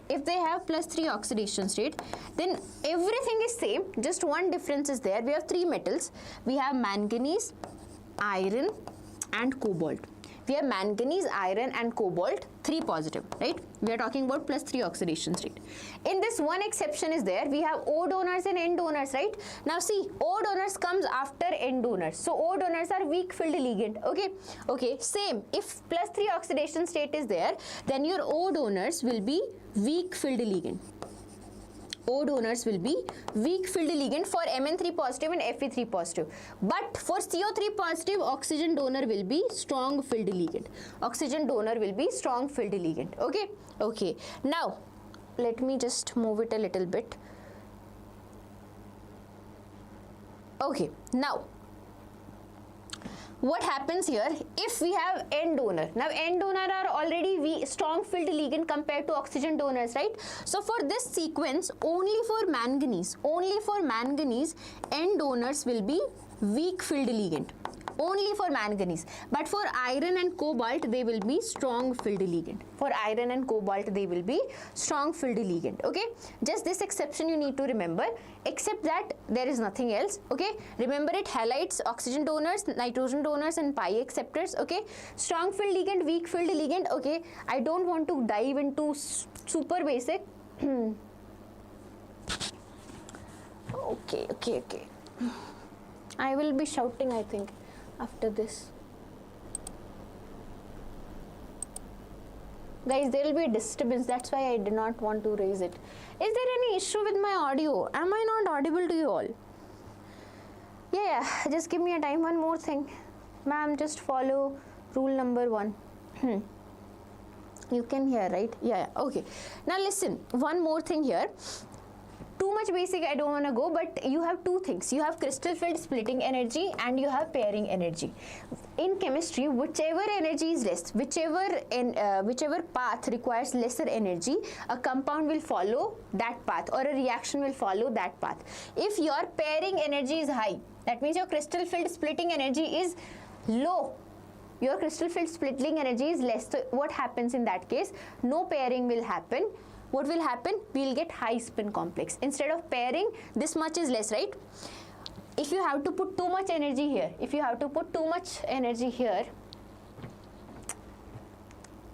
yeah, I'm audible, right? Because I don't want to take class like this. I think this will be too much for you all and also for me. Okay? So whichever energy is less, if its crystal field splitting energy is less, so what will happen in that case? Instead of getting paired, the electron will shift to the higher orbital. The electron will shift to the higher excited state. Okay, if pairing energy is less, if your pairing energy is less than del O, what happens in that case? Pairing will happen because this is less, right? Whatever is less, it will happen. So pairing energy is less, so in that case you will get low spin complex. Okay? Okay. Clear?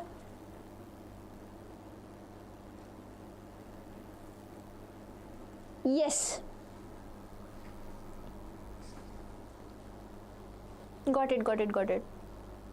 Okay, next question. So the answer is this. This will have the highest value of delta O because this is the strong filled ligand, strongest filled ligand here. Okay, and strong filled ligand have high value of crystal field splitting energy.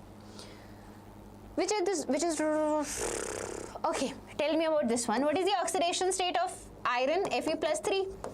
+3 means what? 3d6 4s2. 3d6 4s2, that means the configuration is 3d5. Okay, now listen.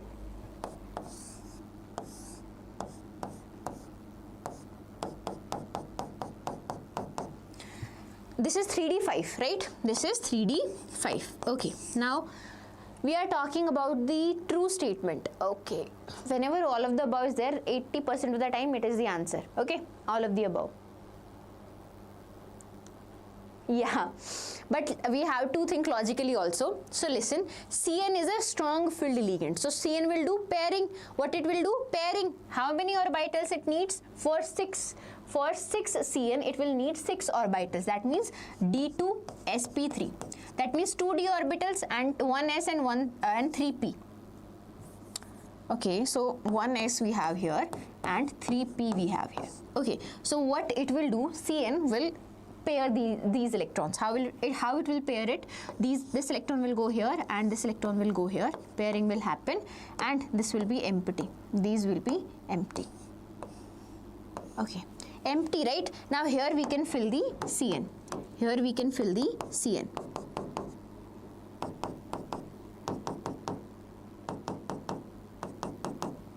This is D2sp3. Clear? Okay, so D2sp3 hybridization, correct. Paramagnetic, yes, there is unpaired electron, correct.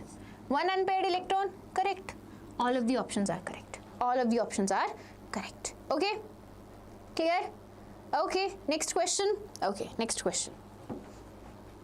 From haloalkanes and haloarenes. Ma'am,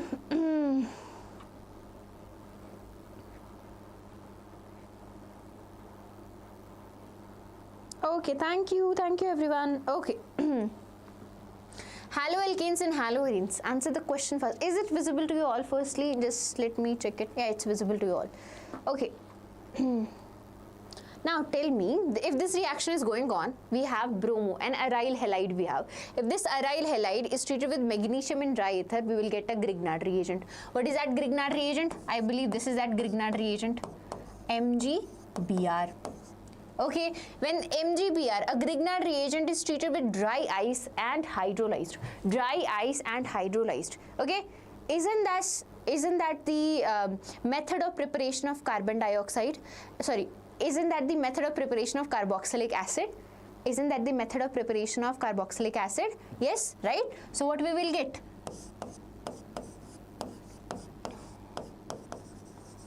What is this compound? What is this compound?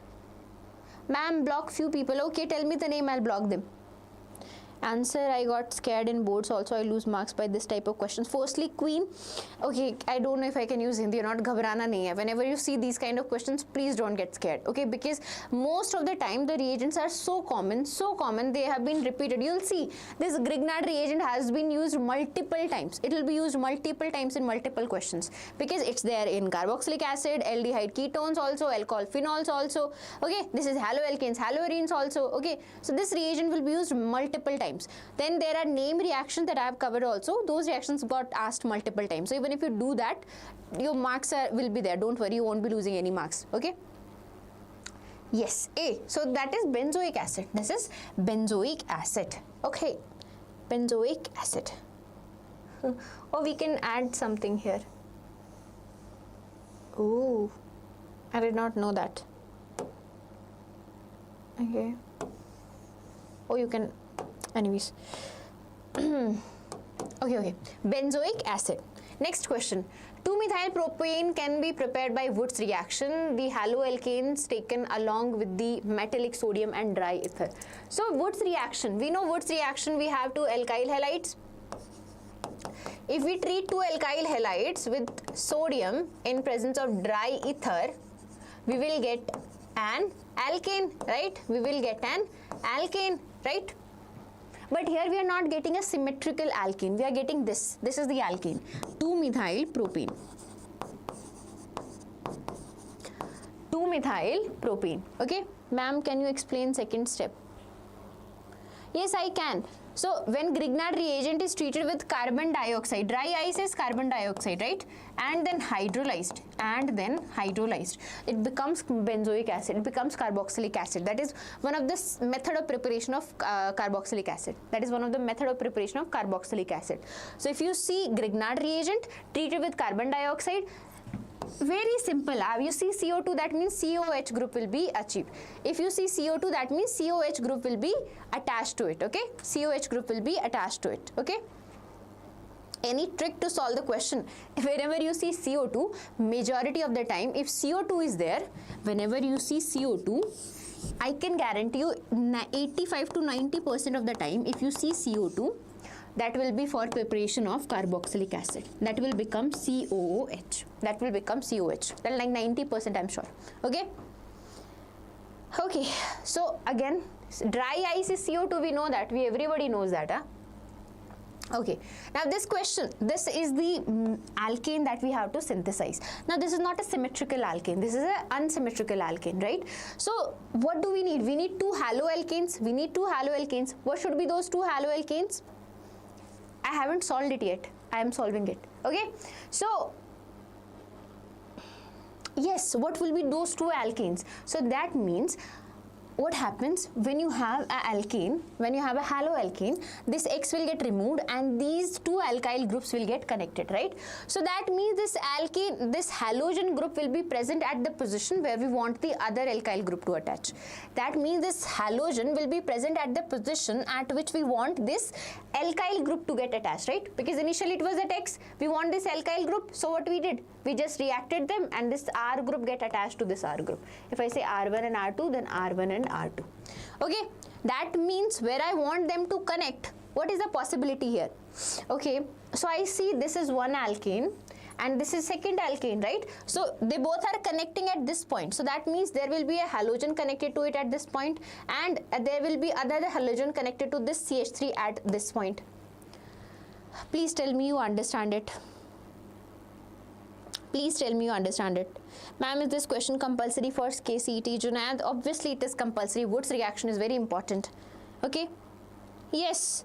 So, if I substitute any halogen group, if I substitute any halogen group here, what will be the product?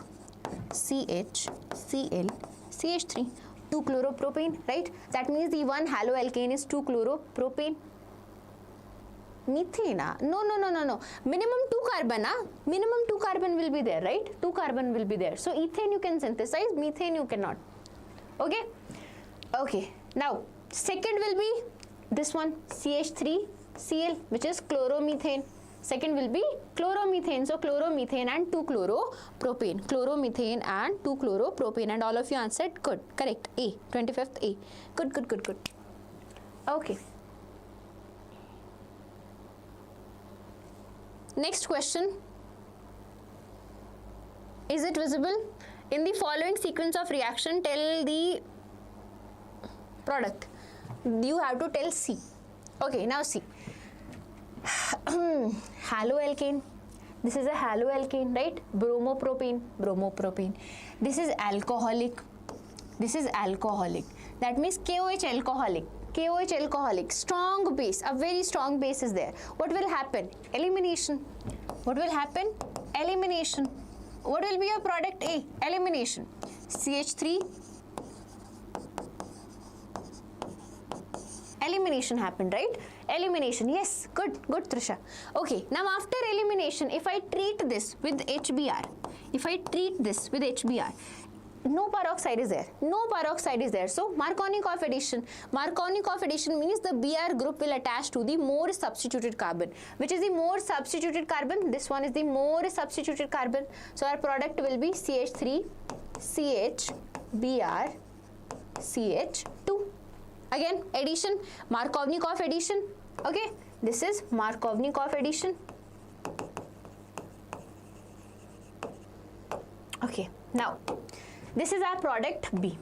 This product B is treated with KOH aqueous.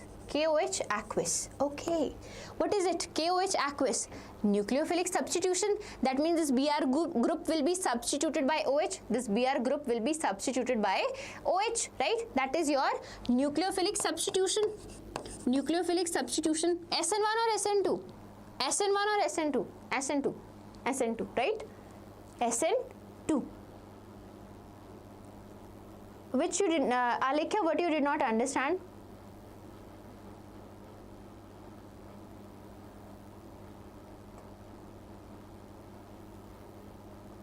Okay, 1 second.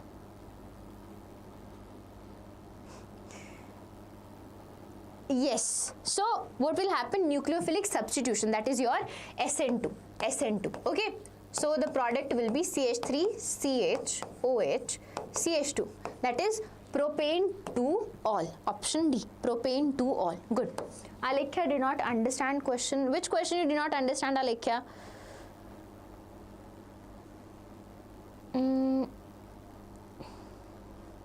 Yes, correct, D. Is it clear, everyone? Firstly, elimination happened because we had alcoholic KOH. After elimination, we did Markovnikov addition with HBr because there is no peroxide present. Okay.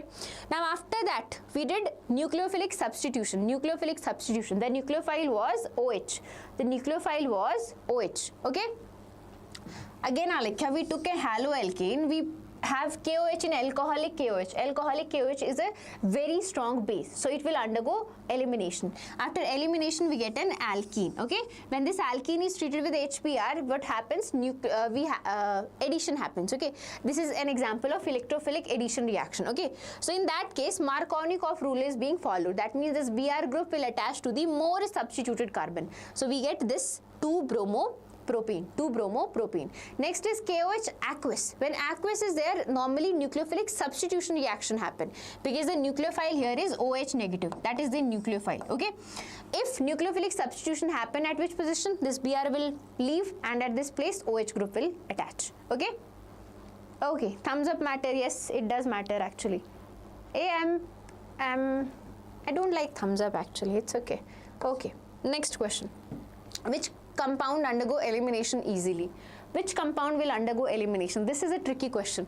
Okay, for elimination, when we are doing elimination, this is the order. If we have a tertiary alkyl halide, secondary alkyl halide and primary, this is the order. Tertiary alkyl halide will undergo elimination very quickly. Tertiary alkyl halide will undergo elimination very quickly. Then secondary and primary alkyl halide. Okay, that is one thing. That is first factor. Second factor is the nature of the leaving group or the leaving group ability. Second factor is leaving group ability.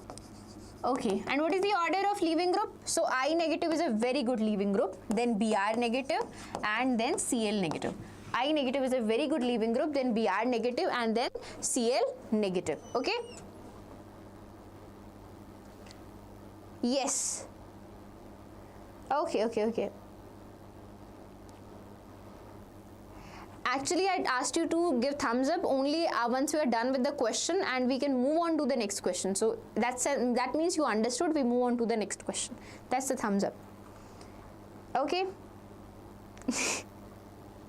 Okay, yes, the correct answer is D. Why is it D? Because you see, this is a primary. This Cl group is here. This is primary alkyl halide. Again, this is also primary alkyl halide.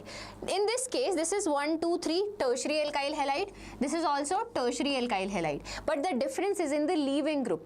In between Br negative and I negative is a really good leaving group. Why? Because the size is so big, the bond is very weakly overlapped. The bond is very weakly overlapped and it breaks very easily. Okay, so that means I negative is a better leaving group. This is the order. I negative is the best leaving group, then Br negative, then Cl negative. Okay, the question was which compound will undergo elimination easily. So in elimination we look for two factors. If it's a tertiary alkyl halide, secondary alkyl halide or primary alkyl halide, because the ability to undergo elimination means the bond is going to broke, right? This bond, this will go, elimination will happen, right? There will be a double bond either here or a double bond here. Okay, that will, what if this carbon is not stable? If the carbon to which that alkyl halide group is connected, if the carbon to which the halide group is connected is not stable in itself, when this group leaves, will it be able to accommodate that carbocation? Will it be able to accommodate that positive charge, right? So we need tertiary alkyl halides, because tertiary alkyl halide means when this group leaves, this Br group leaves, this will be a tertiary carbocation, and tertiary carbocation are really stable. Tertiary carbocations are really stable. Okay, that is one factor. Second is leaving group ability. If the leaving group leaves really fast, okay, it's a very good leaving group. It leaves on its own, okay. You need to give really less energy to it, so elimination will happen more easily. The elimination will happen more easily, okay. So that's why we are talking about these two factors. Now see, we have two options are primary alkyl halides. Now again, primary alkyl halides means if this group leaves, we have a primary carbocation, and primary carbocations are not stable. One second. Yeah, primary carbocation, and primary carbocations are not stable. Okay, so Option A and option D, right? That means tertiary carbocations will be there. Now, in between Br negative and I negative, Br negative is a weak leaving group and I negative is a very good leaving group. So that means this will leave really easily. Elimination will happen very fast. Elimination reaction will happen very fast. Okay? Oh my God, you're getting angry. Don't get angry on me. Okay, so the correct answer is option D. Option D. Is it clear, everyone? Okay. Even I do need break, but I'm still standing before you, right? Don't do that, please. Alcohol, phenols and ethers. Your favorite chapter. I am in no, this one. After 40 question break. Good, Pragya, you remember it. Okay, done. Next question. See, CO2 is there. You know carboxylic acid will form. We know that much, right? Okay, machi break. Machis, do you need break? You don't need break, right? You don't. Answer this question first, okay? Listen. Can we? Yeah, we can use it. Okay, we have phenol. When phenol is treated with sodium hydroxide, what we will get? Phenoxide.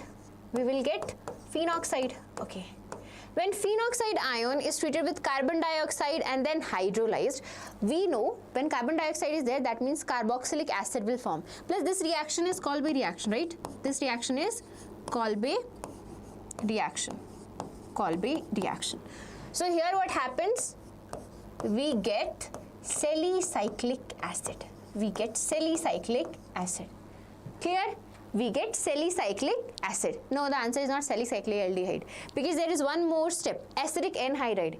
If we treat this salicylic acid with acidic anhydride, what will happen? The major product is this then. Machas and machis, this is the major product, OCOCH3. This is orthoacetoxy, or you can say 2-acetoxy benzoic acid. 2-acetoxy benzoic acid. 2-acetoxy benzoic acid, or aspirin. Whenever you have a headache, you take that, right? Aspirin. Yes, that is aspirin. If the reaction stopped here, then your answer is correct. That is salicylic No, not even aldehyde. Where is the aldehyde? Not salicylic aldehyde. Okay, that is salicylic acid. Okay, if the reaction stopped here, then we get salicylic acid. But the reaction is ongoing with acidic anhydride. If the reaction is going with acidic anhydride, then you will get 2-acetoxy benzoic acid. And 2-acetoxy benzoic acid, a more sophisticated name for this is aspirin. Aspirin. Clear? Oh, you're coming to Bangalore, huh? Aspirin, correct. Okay. Ma'am, not cyclic.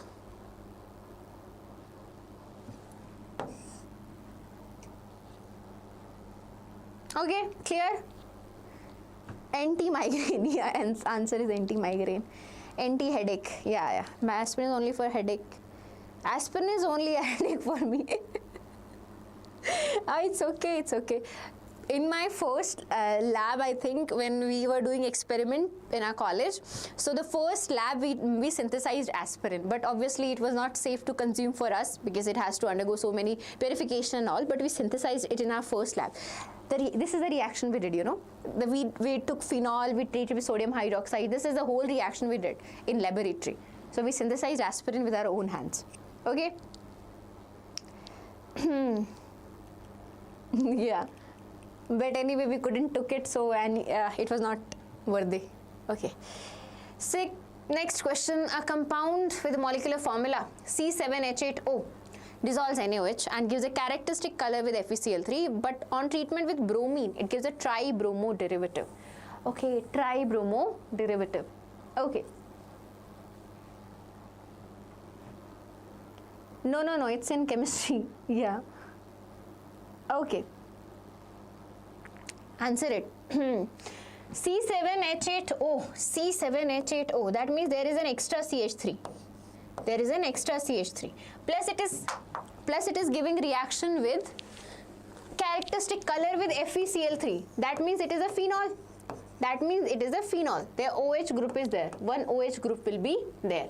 And C7 means one extra carbon is also there. That means CH3 is also there. That means CH3 is also there. You just need to tell me, benzyl alcohol will not give this test. Benzyl alcohol will not react with bromine and all. Okay? Clear? A option. Yes. Why A option? Because we know there is a CH3 group. At which position should we attach this CH3 group? I'll check it. If we attach it here, okay, one possibility. But we are getting a tribromo derivative. That means 3 positions. And in case of phenol, the tribromo derivative mean what? That both the ortho position and the para position are substituted with bromine. So that means these positions should be empty. These positions should be empty. They should not be occupied by CH3. So which is the one position? Meta position. The position that should be occupied by CH3 is meta position. So the answer is metacresol. The answer is metacresol. Okay. A. Yes, the answer is metacresol. Okay. Yes, meta. Good. A is the answer. Good. Okay. Next question. Yes. Next question. Increasing order of acidic strength. So easy. So easy. Increasing order of acidic strength, para-methoxyphenol, para-methylphenol,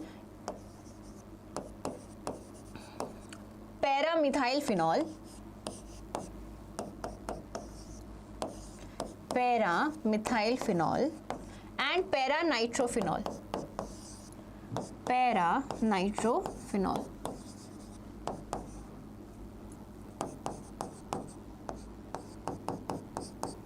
Okay, tell me the order of acidic strength. Increasing order. So that means least acidic, more acidic, most acidic.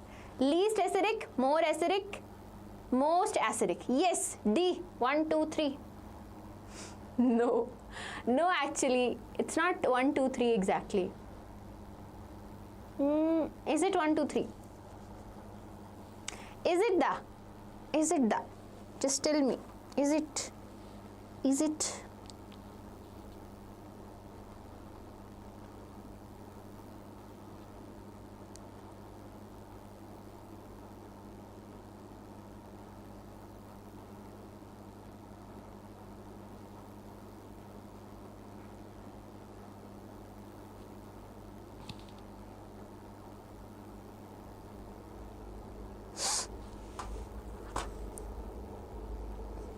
Are the effects common now?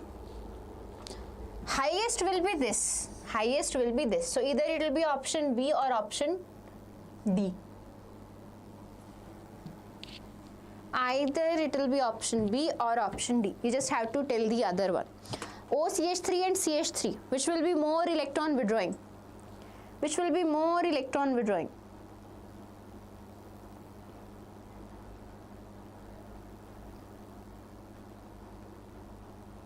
Either it will be, yes, either it will be B or it will be D.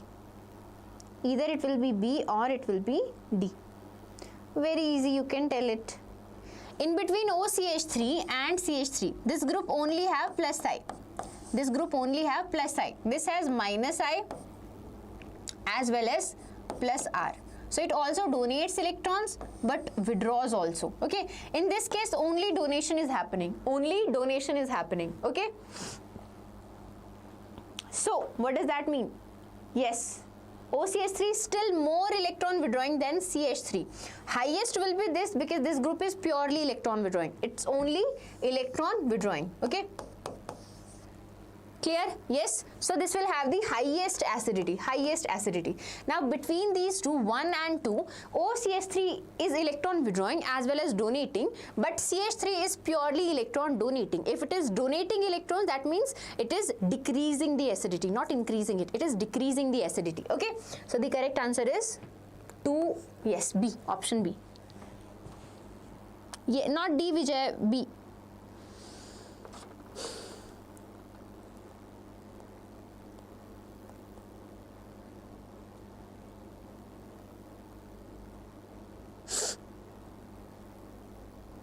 1 second. 1, 2, 3.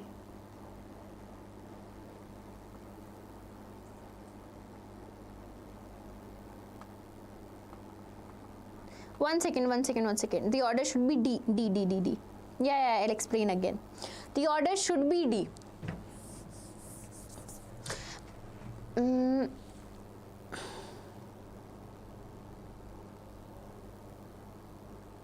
So when we talk about acidic strength, we look for the electron withdrawing group. If an electron withdrawing group is there, the acidic strength will be really high, okay?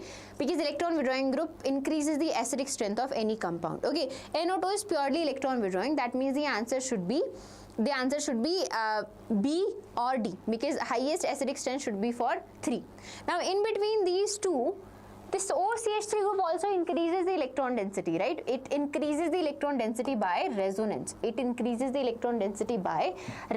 that means it decreases the electron density. It decreases the acidity more. I'm also confused for this. I don't know.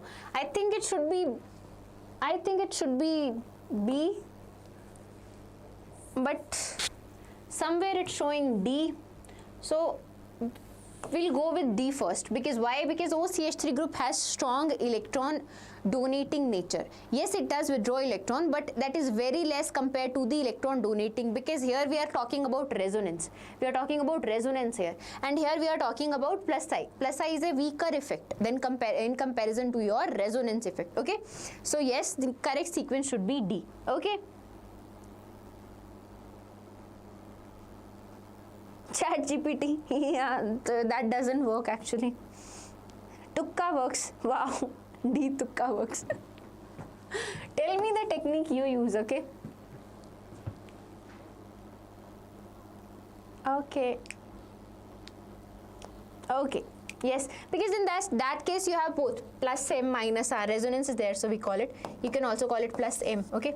It has minus I and minus M, okay? It also withdraws the electron from the ring. Okay?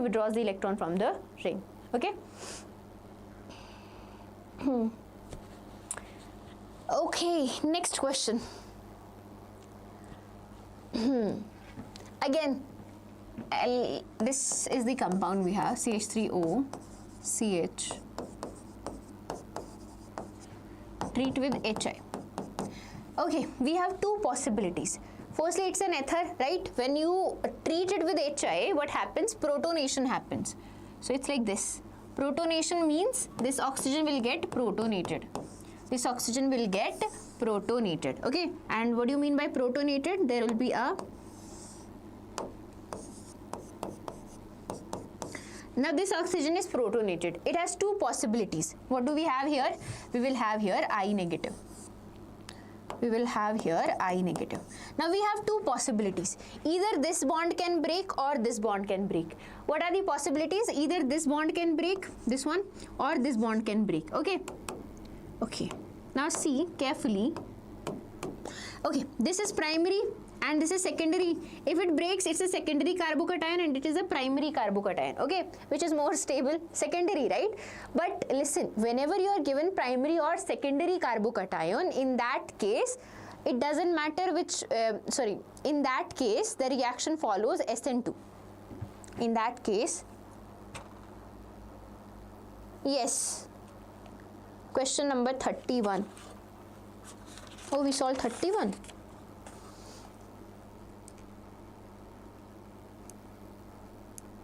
In that case, the reaction follows SN2. Okay, we can think it follows SN1 and something else product will form. So in this case, the reaction follows SN2. That means this halide, this nucleophile will attack the least steric hindrance carbon. Okay, this nucleophile will attack the carbon, will attack the species, will attack this in between these carbon. It will attack the carbon which is less sterically hindered. So which is your carbon 1, right? So the bond will break like this. This will go here and this I negative will attack here and we will get CH3I plus CHOH. Clear? So what should be the answer? I know it needs, but still, hey, okay. 3 is common, 2 is repeated twice. That was the tukka trick in question number 30. 3 is common, yes, 2 is repeated. Yeah. I've seen that, yeah. Actually, yeah. Okay, so the answer is option D. The correct answer is option D. Because whenever you are given primary or secondary, the reaction, see, unless it's tertiary carbocation, unless we are getting a tertiary, there's a tertiary carbon there, in that case, the reaction will go by SN1. Unless we are not given tertiary, we will follow SN2 only, okay? We will follow SN2 only, okay? And SN2 means less sterically hindered. Ma'am, when is physical chemistry? It's going on, still there. Okay. Ma'am, can you complete it within an hour? We need to self-study also. Yes. You guys answer it, huh? I can complete it in an hour, okay? I can complete it. 1 second. Give me just 1 second, huh?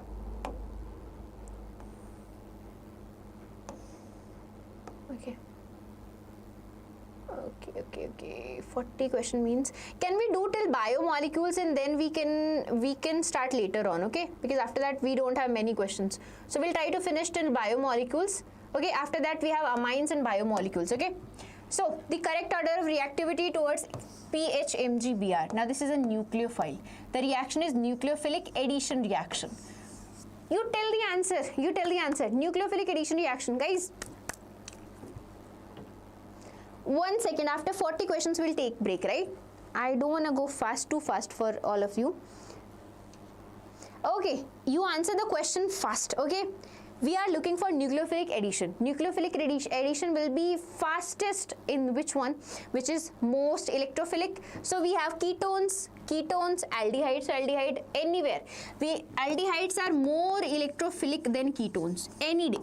Aldehydes are more electrophilic than ketones. So highest will be 2.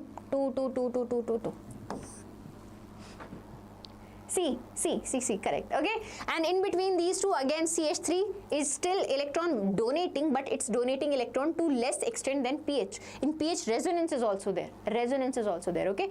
This is the least electrophilic, that means least reactive towards, nucleophilic addition. Next question.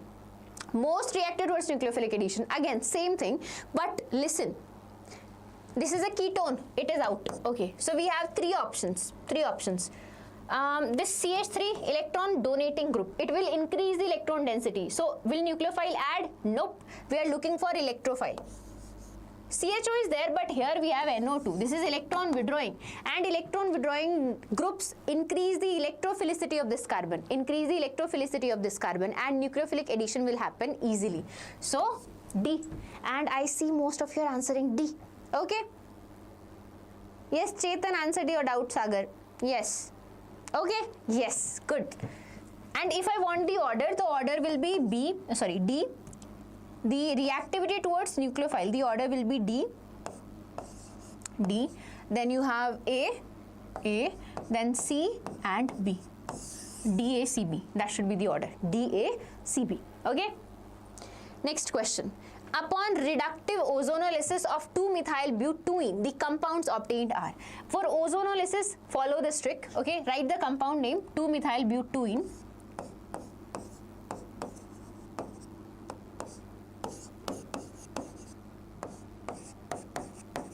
2-methyl-butene, right? Okay. Wherever you see the double bond, I just do this. I remove this double bond, and in place I do this. One side 1 oxygen and the other side I do 2 oxygen. Okay. And then I use my creativity. I will like, okay, this will break like this and this will break like this.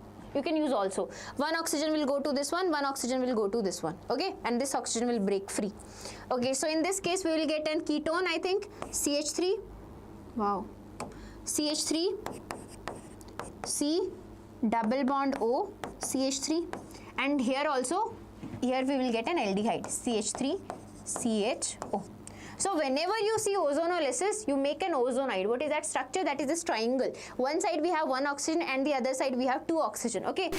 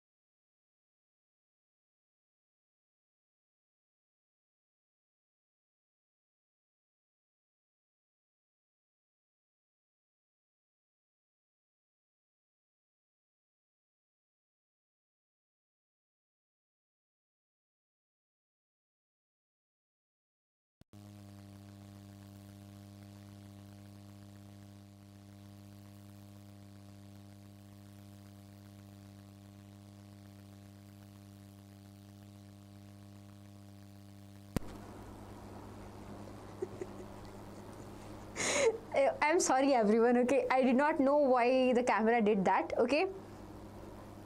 Yeah, not the light went. I think there's some issue with the camera, I think. I think it's sorted now. Let me just check once. Okay.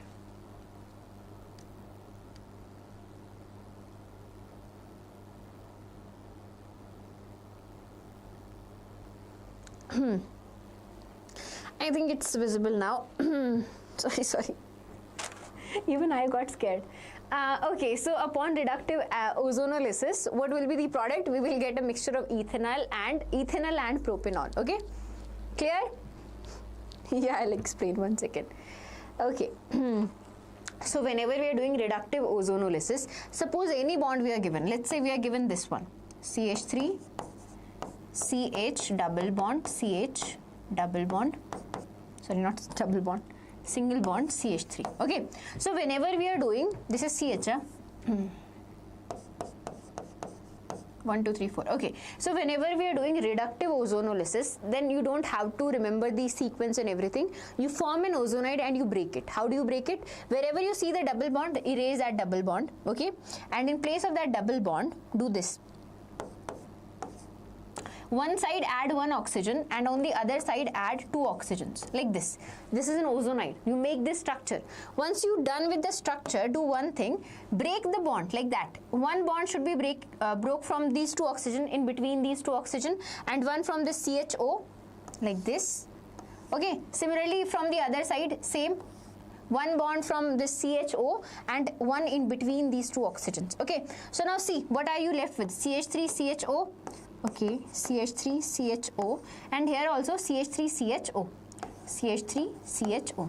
That means you are left with 2 aldehydes. So similarly here we are given 2-methyl 2-butene. So this is 2-methyl butene. If you break it, so in that case we get 1 ketone and 1 aldehyde.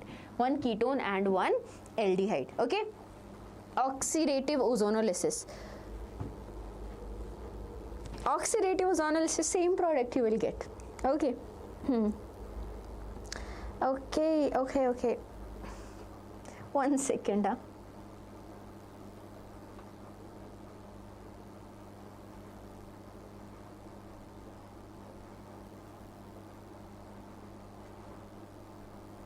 Till then you answer the next question, okay?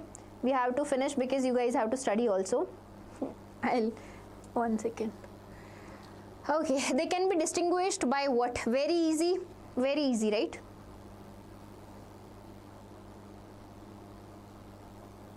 In that case, reductive you get aldehyde, right? And in that case, the reaction will go up to oxidation of aldehyde and ketones. So carboxylic acid you will get. Okay, it didn't go green again, I think. So again, in that case, if you have an aldehyde, if you are doing oxidative ozonolysis and you have an aldehyde, that aldehyde will oxidize to carboxylic acid. Okay, that is the only difference. Okay, 1 second. B.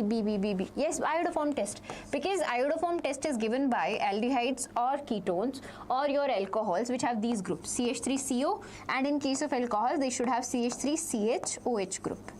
CH3CHOH group. In both these cases they will give iodoform test. Okay, but both are aldehydes, right? So they will give Benedict test, Toland test, failing reagent test. Okay, all the tests are given by both of them. So you can only distinguish them on the basis of iodoform test. Okay. Yes, in oxidative ozonolysis, aldehyde become carboxylic acid, ketones remains as it is, okay? And in reductive ozonolysis, you get aldehydes and ketones. The reaction stops there, okay? Okay, B, good. Next question. Okay, next question, I have to use red here. It's an aldol condensation, right? But we have one compound which have no alpha hydrogen, and only this compound have alpha hydrogen. Okay, for aldol condensation, remember this trick. Whenever you are given like this, and the other one have alpha hydrogens, let's say, the other one have alpha hydrogens.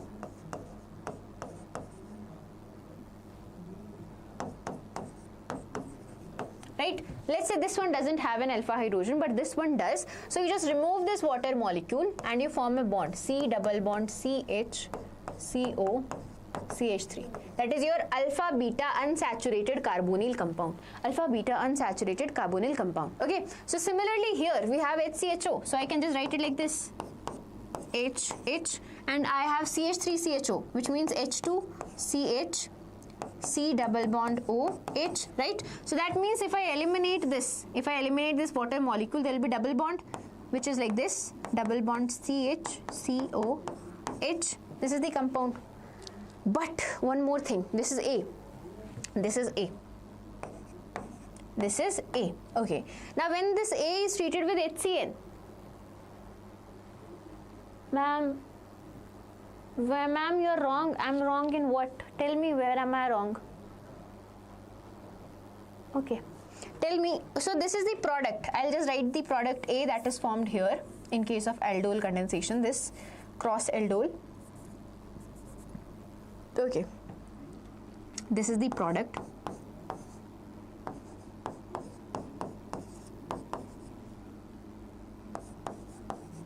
Clear? This is the product 1, 2, 3, 4. Okay. Now when this is treated with HCN, so HCN will react with this aldehyde portion, right? And what we will get? We will get this COH HCN. But the reaction does not stop here. We are also hydrolyzing it. If we hydrolyze it, hydrolysis of this happens. What happens in that case? The CO group will convert into COOH. And please answer A. Not B. Yeah, the reaction, if the reaction is given till here, then HCN. That's correct. That's fine. But we are also hydrolyzing it. And when you hydrolyze cyanide, the reaction first partial hydrolysis gives amide and complete hydrolysis will give carboxylic acids, right? But here see, no amide is there, right? So that means the product will go up to carboxylic acid. Yes, the correct answer is A. Yes. Thank you everyone. Okay. Yes, good. Next question. This is carboxylic acid. When carboxylic acid is treated with amine, what happens? We get amide. What do we get? We get amide, right? And this is the amide that we will get, CONH2. Okay. Now this NaOBr, isn't it Hofmann bromamide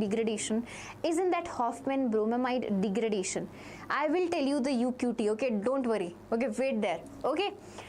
This is amide. When amide is treated with NaOBr, that is Hofmann bromamide degradation. So in that case, what happens? We get amine, but the CO group is eliminated, right? One carbon lesser. The amine which is one carbon lesser than the amide. So we will get aniline. What we will get? We will get aniline. Q is aniline. P is amide. Now, when aniline is treated with concentrated H2SO4 and heated up to 460 Kelvin,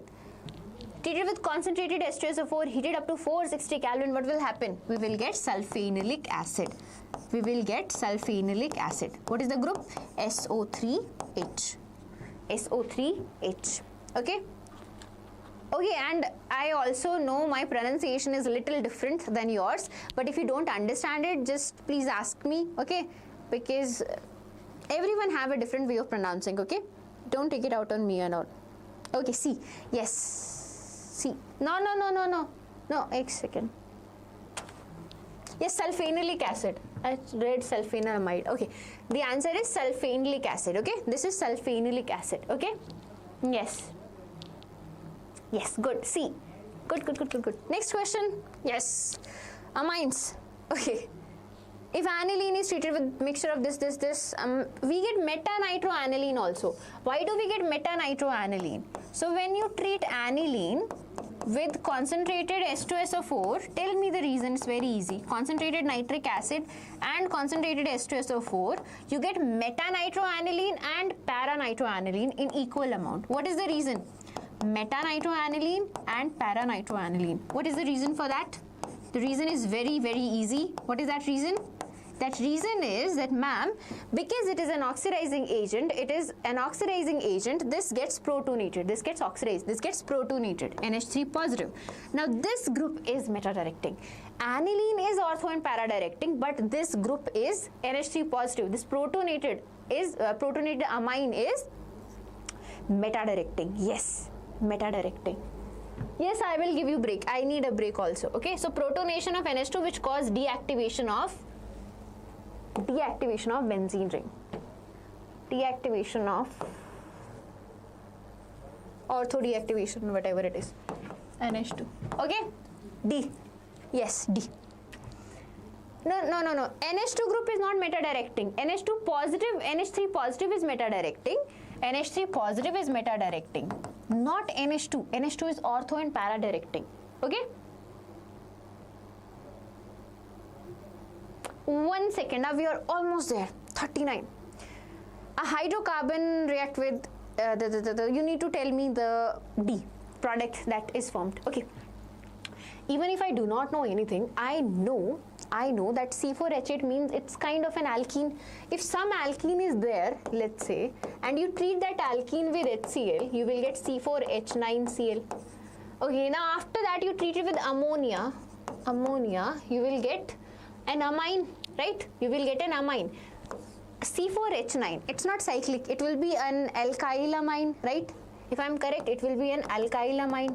And if alkyl amine is treated with, see, on reacting with NaNO2 and HCl, is treated with NaNO2 and HCl, nitrous acid. What happens in that case? You will get alkyl disonium salt. Alkyl disonium salt. Alkyl disonium salt. Up till here you are clear. You don't even need to figure out what is there or not. But up till here I think you can write this down, right? Yeah, okay, so we get this alkyl, we get this alkyl disonium salt, and we know alkyl disonium salts are highly unstable. So when they are treated with water, they instantly react and form an alcohol. So that means this compound D is alcohol. Which among the following is alcohol? You are answering C, which among the following is alcohol? B. Okay. Now, going by the reaction, you can also go that way. Yes, B. Is it clear, everyone? If you give a thumbs up, we can move on. So, the alkyl that we use is this one. The alkene that we have is this one. And then you retrace the reaction on your own, please. Okay, if you retrace it, you will find that this is the alcohol that we will get. I did not want to waste time here. That's why I just did what? I wrote till here. Then I know if it is treated with ammonia, it forms a primary amine. Because it's like C4H10, right? This primary amine will be there. So this primary amine, when we undergo diazotization, we get alkyl disonium salt. Now alkyl disonium salts are highly unstable. So they dissociate as soon as they are formed into alcohols. Yes, good. Okay, 1 second. The correct increasing order of basic strength. Basic strength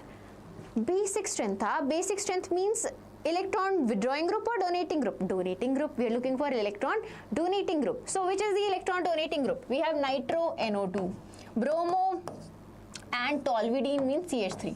So obviously this is the highest. This will be the most basic because CH3 is electron CH3 is electron donating group. Okay, so the answer will be 3 will be highest, and in between bromine and nitro is purely electron withdrawing. This can donate some electron density. So again, B. Yes, B. Either B or C, and in between B or C, since bromo is still donating some electron density, so yes.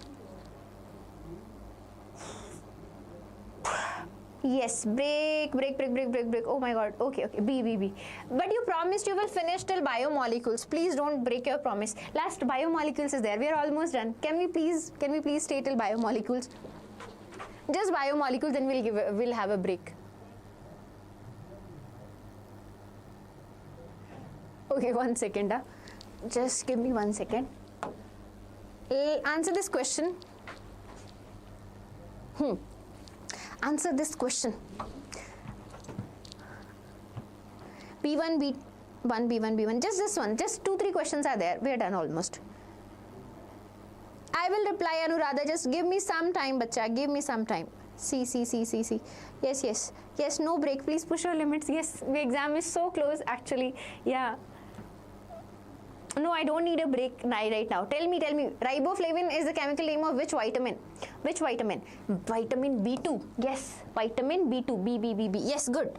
Vitamin B2. Which is vitamin B1? Vitamin B1 has which?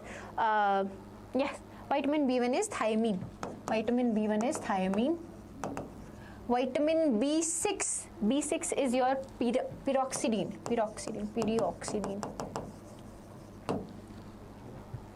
Pyridoxine, sorry.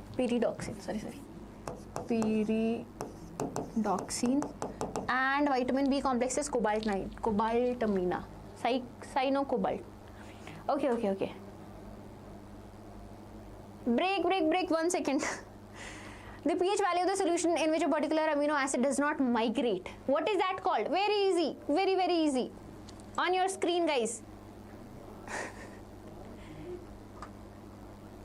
Chandana, a humble request. Any doubt you have, bacha, please write it down. Okay, and at the end of the class, I will give you time. Okay, we have 60 questions, right? So 65 questions we have. After that, I will give you time. Please ask me then. I will explain it. I promise I will explain it. Okay. Yes. So that is isoelectric point. The point at which we have equal pH, right? So there is no, not equal pH actually, the ion concentration, base and acid is equal, right? CO, yes. Negative, NH2 positive, yes. So that is the position where net charge is 0. Net charge is 0. Yes, net charge is 0. You guys decide if you want a break, I'll give you a break. I can continue also. We can have a break after 65 questions. Okay? Tell me. If majority says no break, then I will not give you break. We can take a break after the ending. Okay? Ma'am, please continue. You are saying continue. Yes.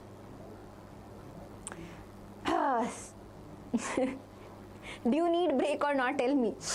Answer this one. Again, acidic anhydride. When we treat glucose with acidic anhydride, we get pentaacetate. That confirms the glucose have 5 hydroxyl group. That confirms that glucose have 5 hydroxyl groups. Okay? Okay. 1 second. Okay. Bromine water, the CHO, the aldehyde group that is present, it get oxidized to carboxylic acid. So bromine water tells us that there is an aldehyde group present. Hydroiodic acid converts your glucose into N-hexene. That means all the carbon chains are present in a single, it's a single unit of carbon chain, single straight chain. Okay. Hydrogen cyanide, again, the reaction that is given by carbonyl compounds. Okay. The CN group get attached. Okay. So that means glucose has a carbonyl compound, carbonyl group. Okay. So the answer is A, I think. Yes. A. Okay. Ma'am, Charan, not Chandana. Sorry, Charan. Okay. Yes. A. Which is the incorrect statement? The most abundant biomolecules are proteins. That is correct. Every building block is made up of protein. Correct. They are required for growth and maintenance of the body. Yep, that is also correct. Hydrolysis of protein gives only alpha amino acid. Now this you should remember. Proteins are made up of only alpha amino acids. What are those alpha amino acids? That means this NH2 group and this COH group are present on the same carbon. They are present on the same carbon. COH group and the NH2 group are present on the same carbon. That is your alpha amino acids. Okay. So proteins on hydrolysis gives alpha amino acids. That is correct. Okay. Now this one. Is it an alpha amino acid? No, it is not. Why? Because both the NH2 group and COH are connected to different carbons. It is a beta amino acids. And beta amino acids do not form protein. Beta amino acids do not form protein. Okay. So they polymerizes to give protein. That is incorrect. Answer D. Ma'am, ew. Okay. Yes, D. That is the incorrect statement, D. Okay. Okay. Hey, I'm again asking. I think after this we'll continue to the next chapter. No, there's one. How many questions are there from biomolecules? 56. This is the last question. Tell me, sucrose is dextrorotatory, but after hydrolysis we get a mixture of glucose and fructose, and it becomes levorotatory. Why? It becomes levorotatory. Why? Should I put a poll?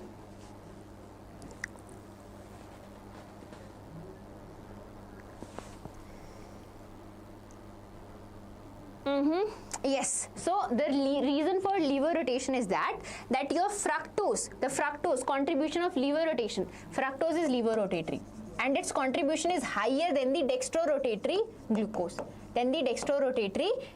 So that lever rotation of fructose is more than the dextrorotation of glucose. That is the reason.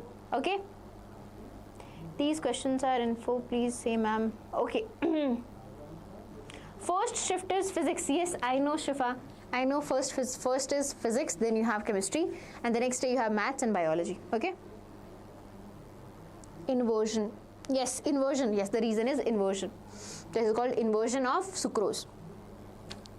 Chemical bonding. Now here, machas, I need your answers actually. Okay. Do you want a break or can we continue? Do you want a break? We are done with how many questions? 45 questions are done. So roughly we have 15-20 questions left. Okay. Do you need a break or do you want me to continue? Okay. I can continue. Should I put a poll? Can we put a poll actually? Can we put a poll? Someone is watching. Can they put a poll actually? Break. Okay. Continue rapidly. Okay. Till then, if you have, I'll give you one thing. I'll give you, okay, I'll give you 7 minutes break. Come at 1. Okay. 1. Okay. My phone was a little slow, I think. Continue. T. Oh my God, continue immediately. I should die. Why don't do that. What are you saying, macha? Ma'am, I remember Charan. Yeah, Charan, I remember. Okay, so if you want to continue, give a thumbs up. And if you don't want to continue, if you want a break, give a thumbs down. I'll calculate on that basis, okay? If more thumbs ups are there, I'll continue. And if more thumbs downs are there, I will give you a break of 5 minutes. Okay. Please don't say that. 1, 2. I'm counting actually in my head. We don't have the poll option right now. Okay, one thing. 1, 2, 3. Okay. 4. 5. 1, 2, 3. 1, 2. I see more.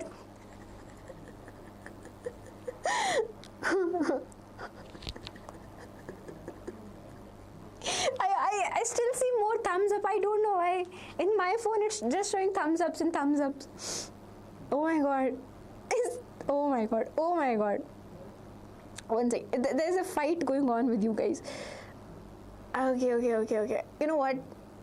Okay, you know what? Yes. 1 second. Okay. Stop it.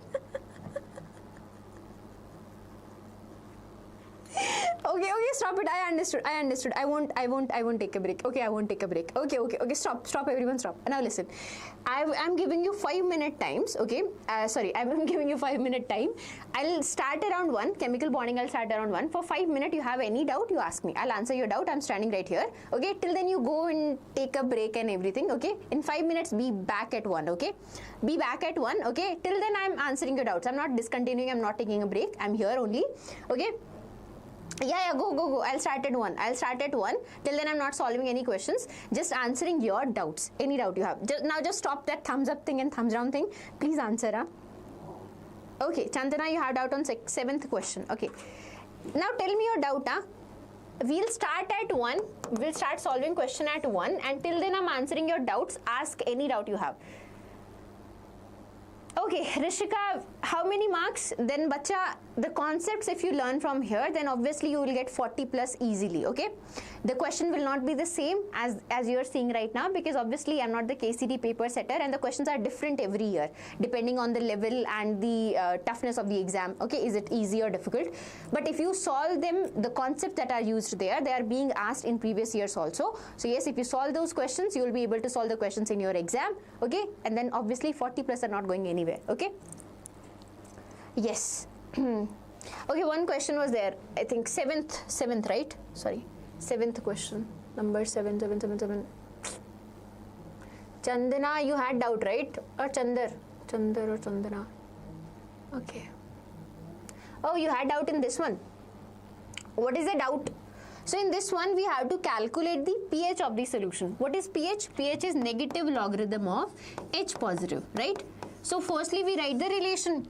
E cell will be equal to E naught cell minus 0.06 by N. N is 6. 6 electrons are involved. Log of Cr3 positive, whatever the stoichiometry is, it goes in the power. Okay, log of product upon reactant. What are the reactants? H2O is liquid, so we do not consider it. The concentration is taken 1. Upon reactant, what reactants we have? Cr2O7 2 negative and H positive. H positive raised to power 14 because the stoichiometry is 14. Okay, E cell is given to us. E naught cell is also given to us. For concentration, there is one thing. These things are given in millimoles. So we convert them into moles by multiplying with 10 raised to power minus 3. Similarly for this one. See, this value is given to us. This value is also given to us. And these values are also given. E cell is given 1.067. E naught cell is given 1.33. Okay. And these values are also given to us. What we have to do, we just have to calculate this value. Okay. So if you calculate it, okay, the calculation part you have to do, bacha. Okay. I can't help in that one. Okay. So negative logarithm of this thing. Let's say I differentiate these. 1.5 times 10 raised to power minus 3 square by 4.5 times 10 raised to power minus 3 minus, and this is minus again, negative logarithm of H positive raised to power 14. Okay, minus, okay. Now see, negative logarithm of H positive raised to power 14. Whenever it's written like that, this 14 can come forward, right? We can write it as minus 14 log of H positive. Now we know negative logarithm of H positive is pH. So that means this will become plus 14 pH. So after this I can just write plus 14 pH. Plus 14 pH. I know all the other values. I just need to calculate this pH. And if you calculate it, the calculation is lengthy, I agree. So for these kind of questions, they don't come frequently. It comes in 2014 it came, right? Now they go for simpler calculations. So if you calculate it, your pH will come out to be 2. Is it clear? Okay. Cells are important and more. No. In electrochemistry, Faraday's law Faraday law is very important, and apart from Faraday, batteries questions were there. Okay, so Faraday and battery is there, and yeah, Faraday's and battery are more important. I don't know actually.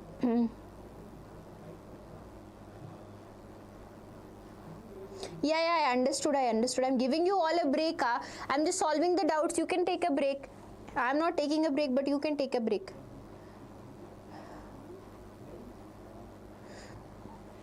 We don't have any question till that number actually. Cells important. I told you actually. Question number 12. Okay. Ashfia, you have doubt on question number 10. Let me check. The equivalent weight of C. You have to calculate the amount of hydrogen that is liberated. So amount of hydrogen liberated will be directly proportional to the equivalent weight. Similarly, amount of silver liberated will be directly proportional to its equivalent weight.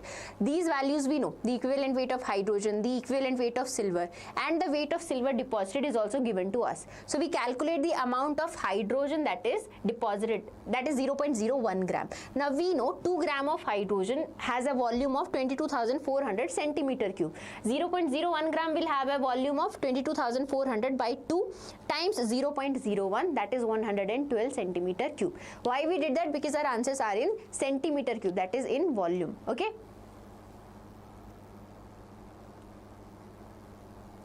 For this reaction, you need to calculate you need to tell the rate law. Okay, so for this reaction, how do you write the rate? Rate will be equal to K times A into B2. Now see, B2 is fine because the reaction has B2 as the reactant. The reaction has B2 as the reactant. But we do not have A, right? Because A is an intermediate. It formed in between the reaction and then we got the product. It formed in between the reaction, right? So we want to calculate or we want to determine what will be the value of A. So how do we determine? We have this first equation which is an equilibrium. We know equilibrium constant is equals to concentration of product divided by concentration of reactant, right? We know we want to calculate this A. We want to calculate this A. This A will be equal to Kc A2 raised to power 1 by 2. Now we have this expression. If we substitute this here, we will get our answer, which is order will be the sum of the power which the concentration terms are raised to. Now listen carefully. Okay. Now listen carefully. One thing that. Why we took this step? Because this is the slowest step, and the slowest step is usually the rate determining step. The slowest step is usually the rate determining step. That's why. Okay.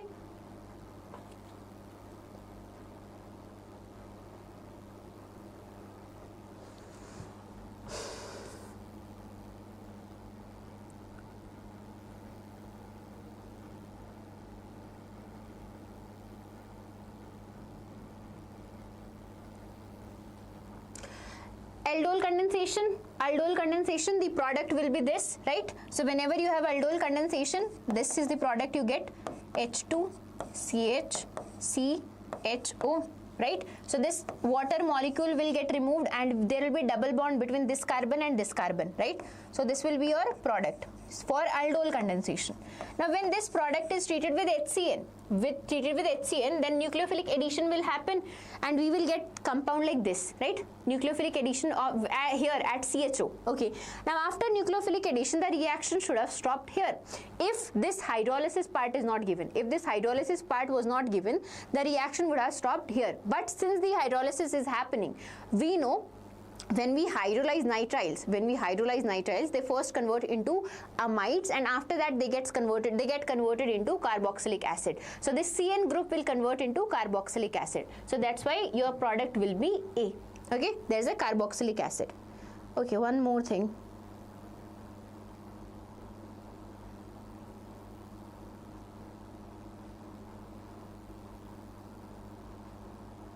Neutralizing point for biomolecules, that is for amino acids, that is your isoelectric point at which the net charge is 0 because the positive and negative balances out each other. CO negative, NH3 positive, right? They balance out each other. Okay. Charan, I don't know the answer for this. Okay guys, let's focus on the questions first. We'll solve it and then any doubt you have, we'll answer it now because we already spent 10 minutes answering that. Okay. Jayant, yes, no, you did not miss anything. Okay. Okay, thank you, Jayant. So if you understand the concept, if you analyze these questions and if you understand the concept, then you can easily score 40 plus. Okay. Because bacha, even I know all the concepts because if in a class I start from morning, it will end tomorrow morning. It will be that long of a class if I took all the concepts from PU1 and PU2. Okay, then you can guarantee 50 plus, but these will definitely give you 40 plus. Okay. What's your name? Madhesh, right? Madhesh, 9th question I will explain. Please give me some time. At the end I'll explain. Okay, 9th question. Just tell me whatever question. Okay. Write it down and ask me at the end. Okay. Now I have to resume the class. Okay, 1 second. Chemical bonding. First question on your screens. Tell me. This is easy actually. Tell me. Percentage of S character.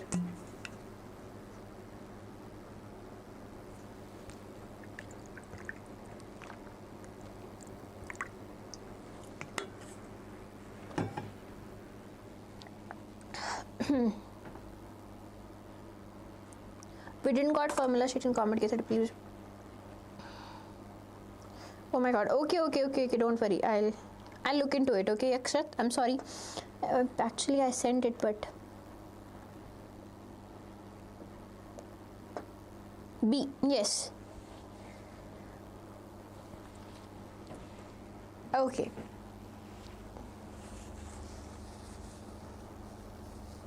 So the percentage of S character. When SP is there, the percentage of S character is 50%. Okay, and when we have SP2, the percentage of S character is 33.3%. And in case of SP2, the SP2, oh, it's SP3 actually. Okay, this is SP3. In case of SP3, the percentage S character is 25%. So the decreasing order will be option B, SP, SP2 and SP3. SP, SP2 and SP3. Okay, yes. 1 second.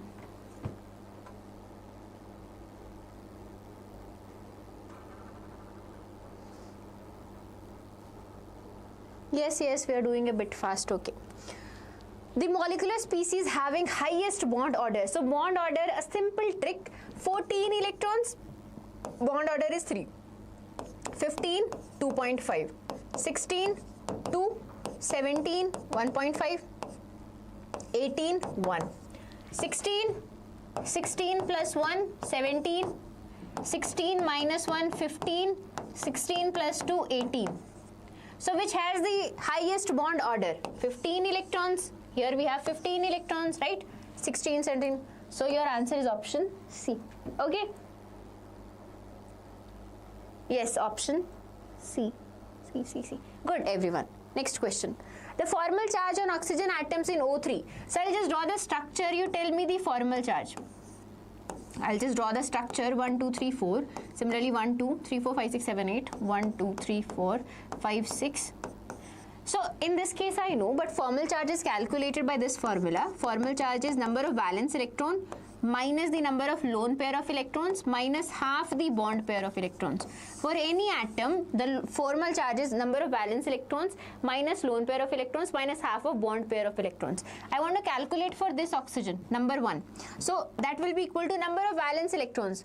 Oxygen has how many valence electrons? 6 minus number of lone pair of electrons? 2 minus half the bond pair 1, 2, 3, 4, 5, 6, 6 by 2. So that is 6 minus 2 minus 3. Something is wrong. 6 minus 5. Oh, 6 minus 5, that is plus 1. Plus 1. So that means on this oxygen the charge is plus 1. Similarly, if you calculate for this, this will be 0, and for this it is minus 1. So the correct answer is option A. My God. Where are the answers? Sufyan, firstly watch the complete revision and then solve these questions, okay? Firstly complete revision and then these questions, please, okay? Physics questions will be there in the evening. Okay. A. Good. So the correct answer is option A. Which of the following pair contain 2 lone pair of electrons on the central atom? 2 lone pair. As far as I know, NF3 and NH3 do not have 2 lone pair. In case of nitrogen, after forming 3 bonds, it only have 1 lone pair. 1 lone pair. So this is not the answer. We are looking for 2 lone pairs. Okay. Similarly for SO4 2 negative also I know the structure is like this. SO4 2 negative. This is negative. This is negative. There is no lone pair on sulfur. So that means the correct answer is option A. Because yes, in water molecule, oxygen has 2 lone pairs. In water molecule, oxygen has 2 lone pairs. Okay. Solve na. Then who is stopping you, macha? Who is stopping you? Okay. Next question. Thermodynamics. Please calculate it. I'll give you the formula. Very easy. When your work done is done reversibly and isothermally, then in that case the formula is work is equals to minus 2.303 nRT log of V2 by V1. V2 is the final volume. V1 is the initial volume. 10 liter, 1 liter. Number of moles is 2. Number of moles is 2. R value is also given to you. R value is also given to you. Okay. So what will be the answer? See how many?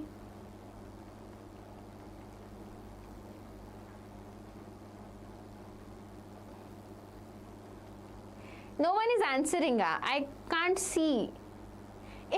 You just scared of it, I know, but yeah, because it's too much formula. But go through these formulas, that is all actually. Correct answer is C. Just calculate it, okay?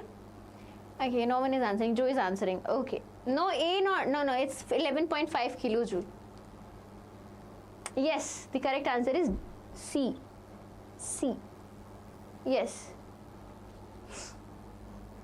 Next question. The reaction in which delta H is greater than delta U. So there is a formula which relates enthalpy change with change in internal energy plus delta NG/RT. Okay. So if this value is positive, RT is constant. Nothing matters, right? So delta NG matters. So if this value is positive, so that means in that case delta H will be greater than delta U.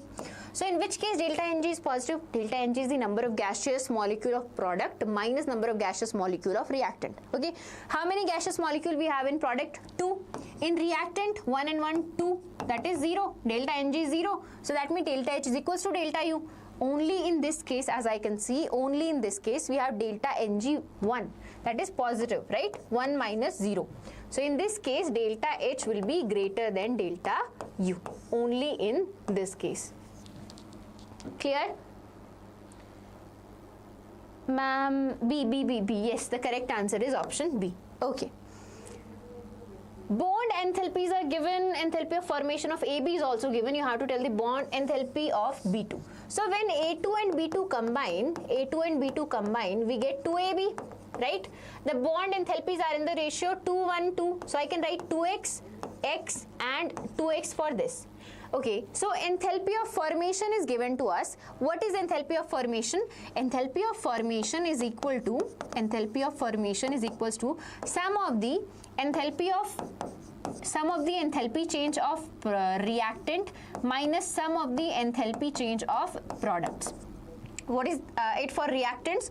For reactants it is 2x plus x minus.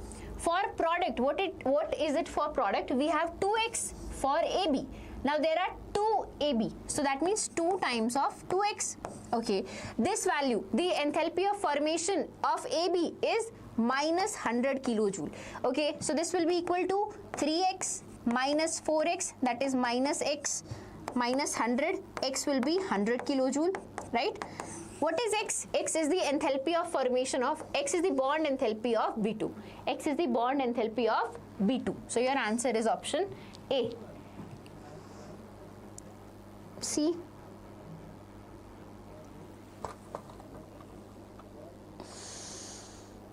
Please check it. It's A.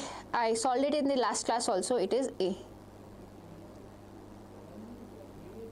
Poll is not showing because the poll people are not there. Okay, next question. Equilibrium, your favorite chapter. Equilibrium. Equilibrium, periodicity, structure of atom, redox, GOC, hydrocarbon. Guys, focus. The correct answer is D, because catalyst does not alter the equilibrium constant. It alters the rate at which equilibrium is achieved. It does not alter the equilibrium constant, because equilibrium constant is what? Concentration of product by concentration of reactants. Okay, so the correct answer is D, which all of you are answering correctly. 1 mole of HI is heated. So again, if you heat HI, we get H2 plus I2. 2HI is there. Okay, so initially we have 1 mole of HI. Out of that, half mole is dissociated at equilibrium. It is initially at equilibrium, half mole is dissociated. That means 1 minus 0.5. How much is left? 0.5. Okay, now see, 2 mole of HI gives 1 mole of H2 and 1 mole of I2. 0.5 mole of HI will give 0.25 mole of H2 and 0.25 mole of I2. Okay, concentration is known to us. Equilibrium constant is what? Concentration of product by concentration of reactant, HI square. Okay, stoichiometry always goes in power. So 0.25 square by 0.5 square, and if I calculate it, the answer will be 0.25. The answer will be 0.25. Okay. Arya, now we are going with the flow. Doubt, write it down. I'll explain it once again, okay? You tackle it with me. We are solving it.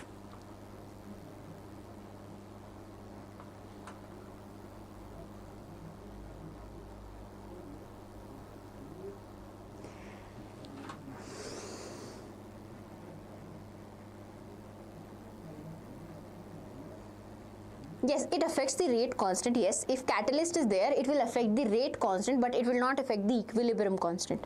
Okay? Yes.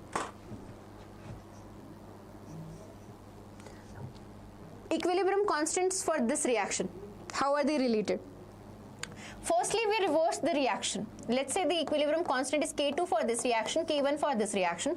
Firstly, we reverse the reaction. That means K2 is equals to 1 by K1. Reverse means division, right? Reciprocal we take. Now, after that, we multiply the reaction by 2. Now, whatever number you multiply that reaction with, equilibrium constant will go that power, will be raised to that power, okay? Whatever number you multiply, please concentrate on the class. We are almost there. Trust me, there are just 10 questions are there. 10 questions. I promise you it won't take more than 15 minutes. It won't take more than 15 minutes. Okay?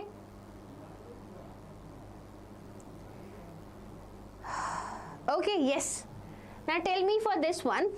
See, if we reverse the reaction, the equilibrium constant will become reciprocal. Okay, the equilibrium constant will go reciprocal, will become reciprocal of the original equilibrium constant. Now, if I multiply the whole equation with 2, in that case, whatever number I multiplied it, that will go raised to power of that equilibrium constant. That will be raised to the same power. Okay, that equilibrium constant will be raised to that same power. Okay, so it will be 1 by K1 square. 1 by K1 square, which is, I think, is answer option D. And all of you are answering D. Good. Next question. A weak acid with pKa and pKb is given. You have to tell the pH. So whenever you have a weak acid and a weak base, pH will be equals to half of 14 plus pKa minus pKb. That is the formula. For calculating the pH, when you have a weak acid and a weak base, in that case it is half of 14 plus pKa minus pKb. So half of, please calculate it, 14 plus 5.9 minus 5.8. So if I calculate it, it will be around 7.05, which is option D. Option D. Good. Okay. Next question. Solubility product of C2O4 is given. Solubility of CaC2O4. So when you have calcium oxalate, it dissociates as calcium and oxalate ion. Okay. Now, solubility product is given to you. Solubility product is what? 4 times 10 raised to power minus 9. Solubility, let's say the solubility of calcium is S and the solubility of C2O4 2 negative is also S. So in that case, the solubility product, what is solubility product? It is the product of these ions, product of the concentration of these ions, right? In this case, solubility is S, so it will be S square. Okay. Now what will be the solubility of CaSO4? S. The solubility of CaSO4 will be S. So we just need to calculate this value. This value is given to us, 4 times 10 raised to power minus 9, and if we take a square root, we will get the solubility of calcium oxalate. Solubility of calcium oxalate. Okay? Yes. So the answer is A. Yes. 56th answer is A. Next question. Periodicity. I am not explaining much. See, there is a difference between third and fourth ionization energy. There is a difference between third and fourth ionization energy. That means there are 3 valence electrons, and the 4th electron is withdrawn from the noble gas configuration. Okay, so that means your answer is aluminum. Your answer is aluminum. Okay. Okay, 1 second. My feed is not refreshed, I think. Okay, so yes, the answer is option D, and I see no one is answering that. Yes. No one is answering D. Okay, the correct answer is option D. Okay, yes. Kavan, Sneha, thank you. Okay. 51 question again. Okay, I'll explain it, don't worry. Some basic concepts of chemistry again. Empirical formula. Firstly, whenever you're dealing with empirical formula questions, do 3 things. Firstly, calculate the number of moles. After calculating the number of moles, simplify them. Simplify means that you divide the number of moles, the least number of moles, with all of the moles. So in this case, we have 2.4 gram of carbon, that is 0.2 moles. Again, 1.2 times 10 raised to power 23 atoms of hydrogen, that is again 6.0 times 10 raised to power 23, 0.2 moles. Okay, 1.2, yes. And oxygen is also 0.2 moles. So if we divide them by the simplest mole, number of moles, which is 0.2, 0.2, 0.2, your answer will be CHO. 1:1:1. 1. Option D.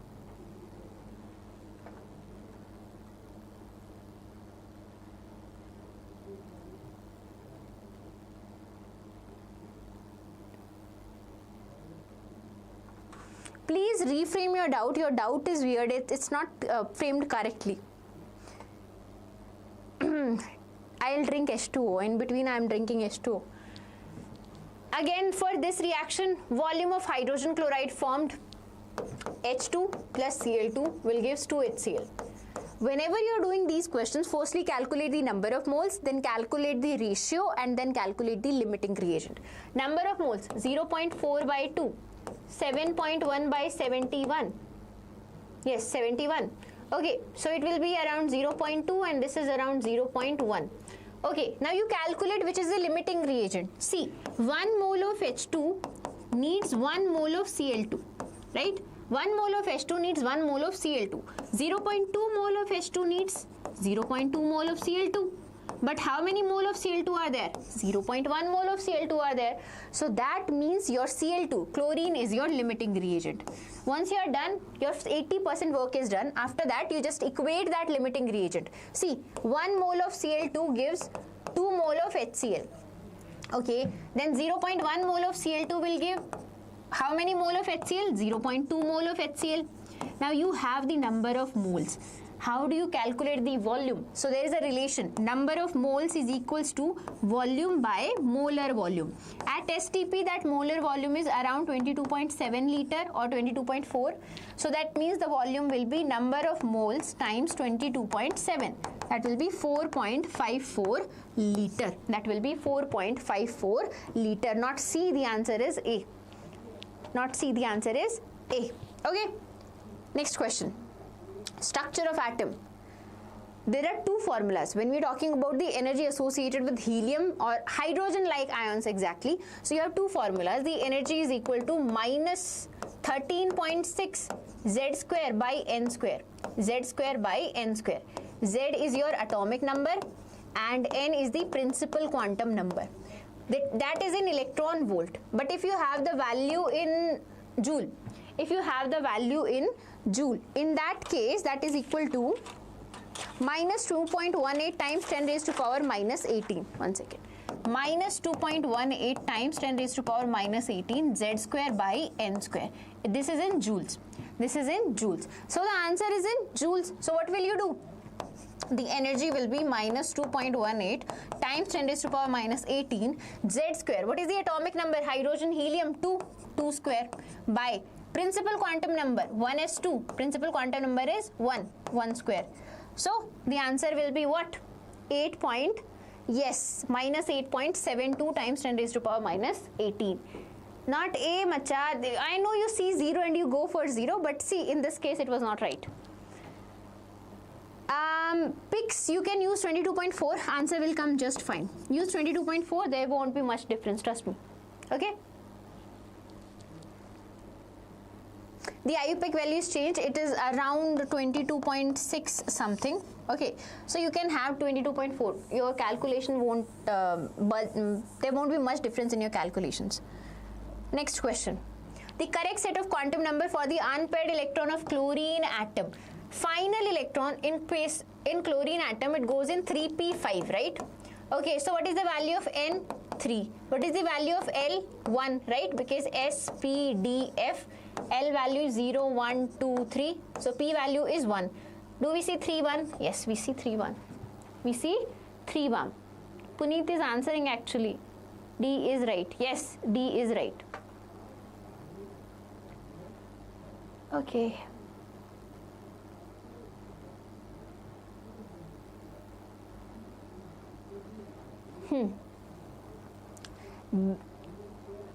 Bacha, these questions are not repeated. These are repeated for your concept. You should know n values are from 1 to n. L values are from 0 to n minus 1. 0 to n minus 1. M values are from minus L to plus L including 0. And S will have a value of plus minus half. So these questions are repeated so that you can analyze these kind of question comes and you focus on these topics. Again, in this question you are asked the wavelength of particle B. Wavelength of particle B. So there is a relationship between wavelength and momentum. Both are inversely related. So if I want to calculate the wavelength for B upon wavelength for A, that will be equals to momentum of A upon momentum of B. What is momentum of B? Momentum of B is half of momentum of A. Half of momentum of A. So these gets cancelled. This value is given to me 5 times 10 raised to power minus 8 times 2. This will go up, right? That will be 10 raised to power minus 7 meter. Option C. Almost there. 3 questions, I think. 3 or 4 questions. D. How D? 2 is there, right? The wavelength, sorry, the momentum associated with B is half of A. Half of A. How can you forget this 2? Yes, if you do that, then obviously there is a chance. Machi lunch break. Hi, Abhi. Okay, C. Yes. Next question. Redox. Balance it. It's your calm. I am not doing it. You guys balance it. It's very easy. Put the values there. Put the values there. You will get your answer. Okay. Answer it. Please answer it. If majority of you answered correctly, then I'll come on screen. I'm almost done. 3 more questions to go.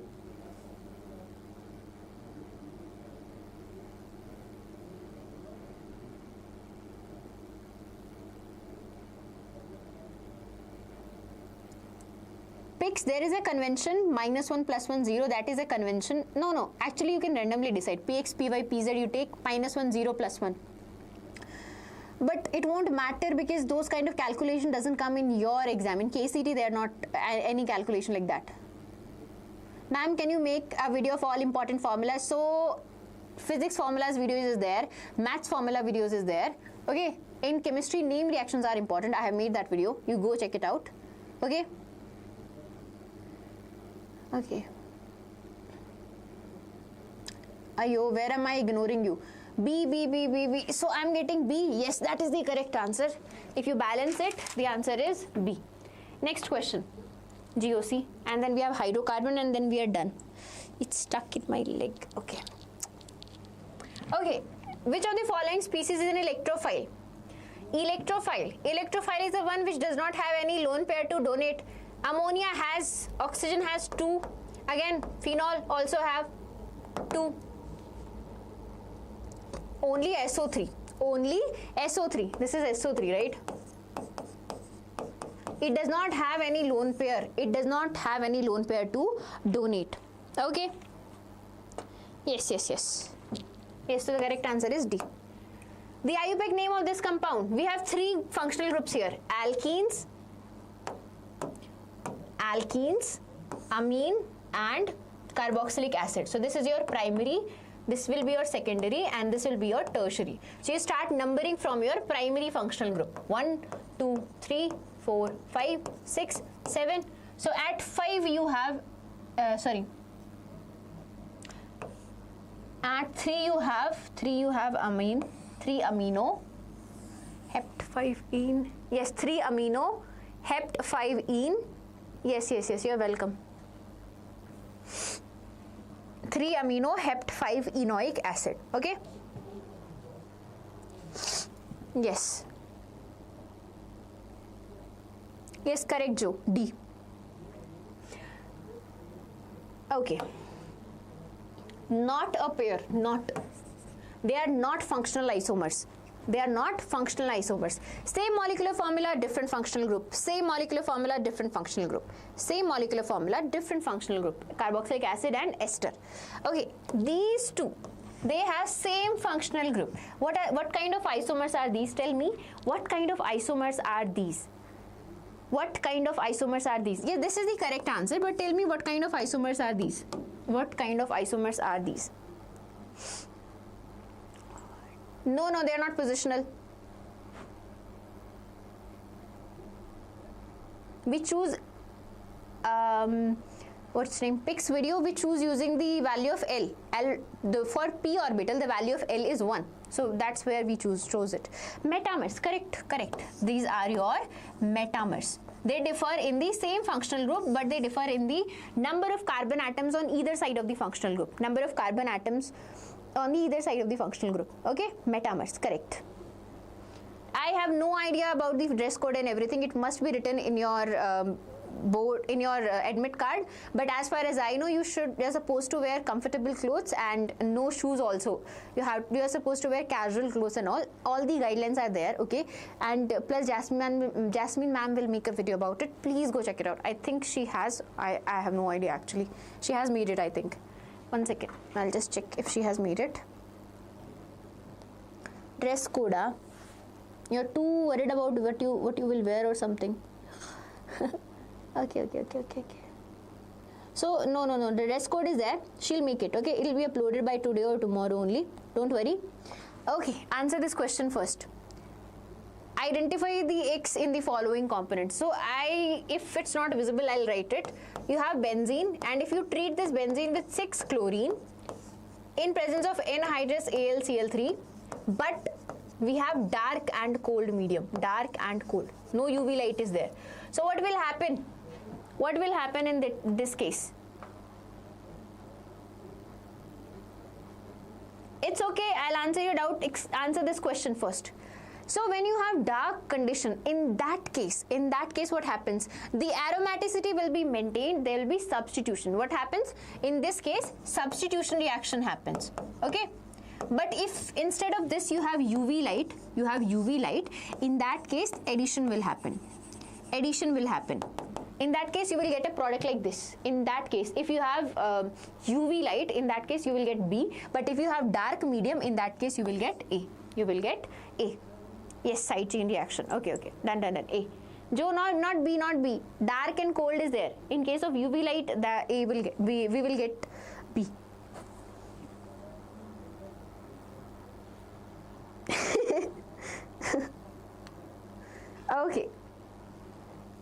Okay.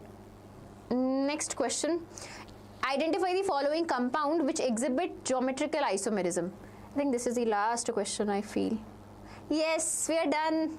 Which have geometrical cis-trans isomerism? Which of the following have geometrical cis-trans isomerism? Very easy.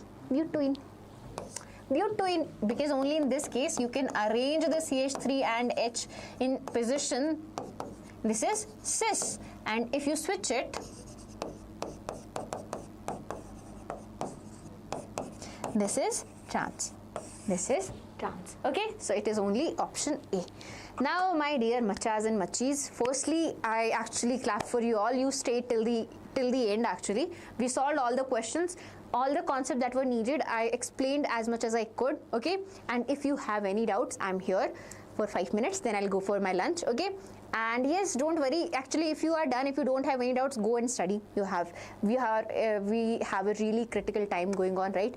The exam is day after tomorrow. Okay, so don't be worried first of all the best. Go study, okay? Any doubt you have, come back, okay? And maybe mention in this live on the previous live, I'll try to answer all your doubt. That doubt was there. For some student asked me about that NH3 doubt, so that's why I explained it. When N donor behaves like a weak field ligand or when they behave as a strong field ligand, okay? And I do read your comments. They are very nice and warm actually. Thank you. But yes, okay, question number 13. See, methoxyphenol be less acidic than phenol. There was not only phenol.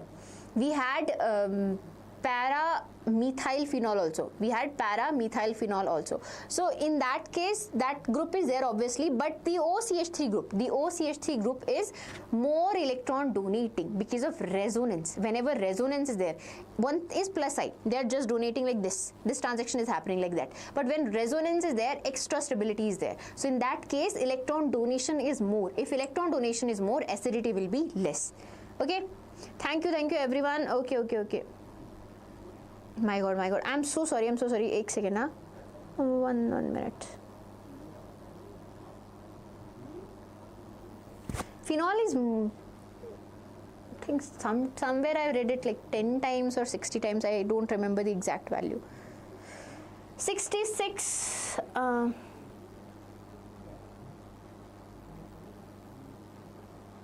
Shifa, I'm not ignoring you because I'm not qualified for physics. Okay, I haven't touched physics after 12th standard, I think. Yeah, so how can I teach you something that I'm not qualified in? I'm not qualified in physics, huh? I can teach chemistry. You ask me chemistry doubt. The questions were there. The question in thermodynamics, questions will come from enthalpy, and enthalpy questions were there. Lots of enthalpy questions were there. Some questions were from work also. So Pandit, very easy. Reactions you are given, put the values and just think. Whatever 4 options are there, right? Then put the value one by one and check which satisfy the which balance the equation. That is the shortest trick for balancing. Okay.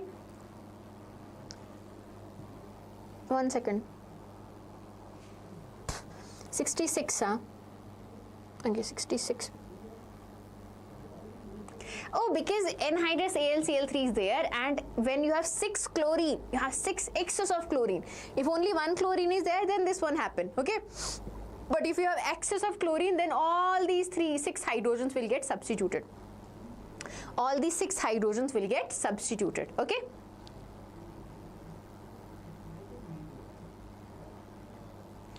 Do we need to remember? You do not need to remember. Amog, you do not need to remember the Kb and Kf values. They will be given to you. So please say stop 100 or this video is enough for 40 plus. Nagaraj, you have to revise. You have to do those 2 videos. Alongside, you have to practice extra question. Okay, but if you do these 2 videos, 100 and these questions, you will have an idea. If you, bacha, I'll give you a truth actually. You can't trust anyone blindly. Okay, so even if you're going with this 100 questions and these 67 questions you'll also do, you're doing 200 questions or something, and you're doing PYQs and everything. But if you're not analyzing it, if you're not analyzing that from this particular chapter, the questions are being asked from these topics. The questions, majorly the questions from reactions were from name reactions. From solution, the questions were from your colligative properties, Van 't Hoff factor. If you do not identify that, then in the exam you will suffer, because then you will waste time on questions that are not necessary, the formulas that were not coming in your exam. Okay, so studying is one thing, analyzing is different thing. Okay, you do both of the things. If you do study and analyze it, then obviously 45 plus you're getting. Okay, one thing.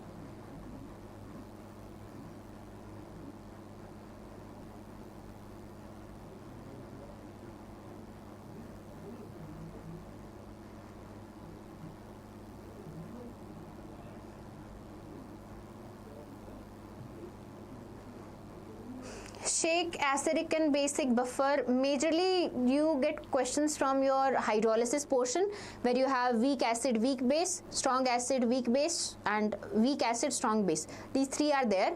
You do the formulas for those, that is more than enough. Ionic hydrolysis is not that important, but chemical equilibrium is, ionic equilibrium is less important than your chemical equilibrium. But it's a PU2 chapter, it's a moderate weightage chapter, so 2-3 questions will be there. Okay, so focus on chemical equilibrium. Puneet, the answer was 100 according to my calculation, because the formula that I used, it was like that only. I don't know how you got 200. Maybe some error was there, so recheck it once. Huh? It will be 100. I checked it multiple times.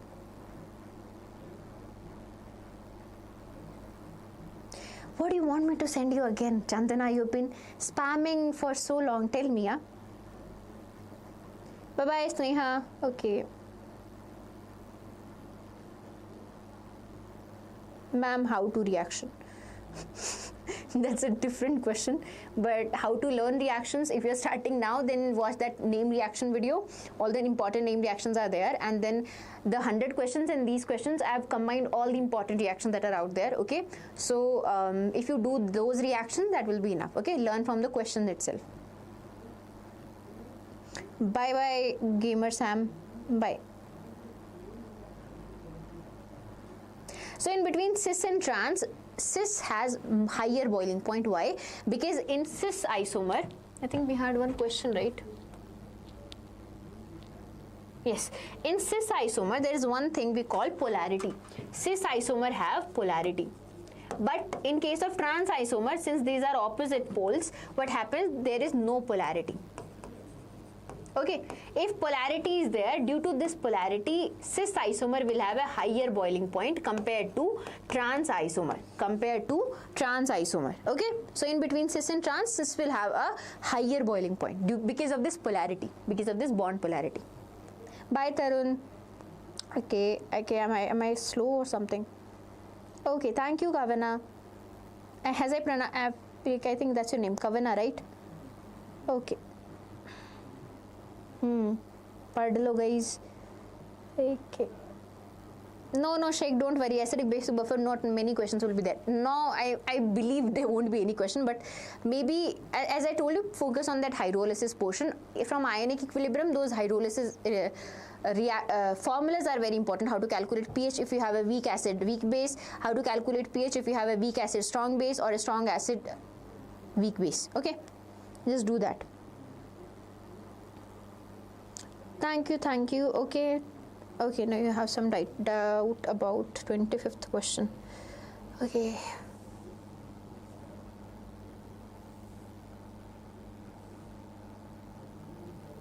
I'll upload the PDF of this class. Okay, please go check it out on the WhatsApp channel. Okay, 25. What is there? Woods reaction, right? So Woods reaction is happening. This is the product. We have 2-methyl propane. We have to retrospect. That means we have to retrospect the reaction. Okay, we have to go in the backward direction. So if this is the alkane we are getting, that means these alkanes are getting connected at this point, right? Or maybe this point or this point. Anywhere you can think of it. Okay, I'm thinking here. They are getting connected here. That means one haloalkane will be this, haloalkane part will be this, and the other haloalkane part will be this, because reaction happens like this, right? R1X and R2X. So wherever we want the alkane, wherever we want this alkyl group, where the alkyl group will come at the position where this X group is. This X will leave and there will be bond between R1 and R2. There will be a bond between R1 and R2. So that means at this point, this carbon, this CH group will also have a halogen, and this CH3 group will also have a halogen. Okay, so the two haloalkanes will be chloromethane and 2-chloropropane. Chloromethane and 2-chloropropane. 51 question. So I'm not taking doubt anymore. Just 2 more minutes. Okay, you also have to sit down somewhere. Okay. Yeah, that is the question I'm telling you. See, if I use this reaction, you can use half wala reaction, right? In that case, you will get a different answer maybe, but still you will get the same answer, not much difference. So again, enthalpy of formation is equal to sum of the enthalpy of reactant minus sum of the enthalpy of product. So sum of the enthalpy of reactant is 2x plus x minus sum of the enthalpy of product 2x, but we have 2AB, so 2 times of 2x. Answer is minus x, and this enthalpy of formation is minus 100. So your answer will be 100 kilojoule. Okay, 25 explained. Done. Okay. Thank you. Something is going on, I don't know. Okay, thank you. Oh my god. Hi. Okay, someone is saying hi. Someone is saying bye. I don't know what is going on. Okay. Is any question left, guys? Tell me if any question is left. Okay. So many comments. I am so slow actually.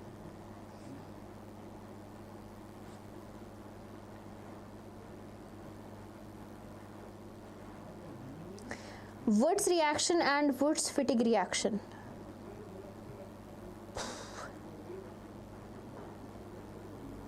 So there is only one difference. In Woods reaction, you have haloalkanes. Okay. In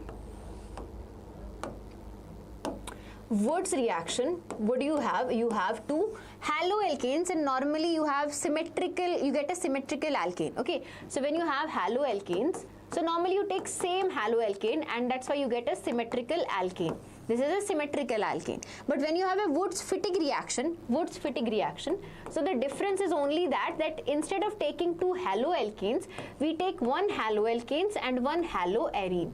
One haloalkane and one haloarine. Okay, so in that case you get a alkyl substituted arene.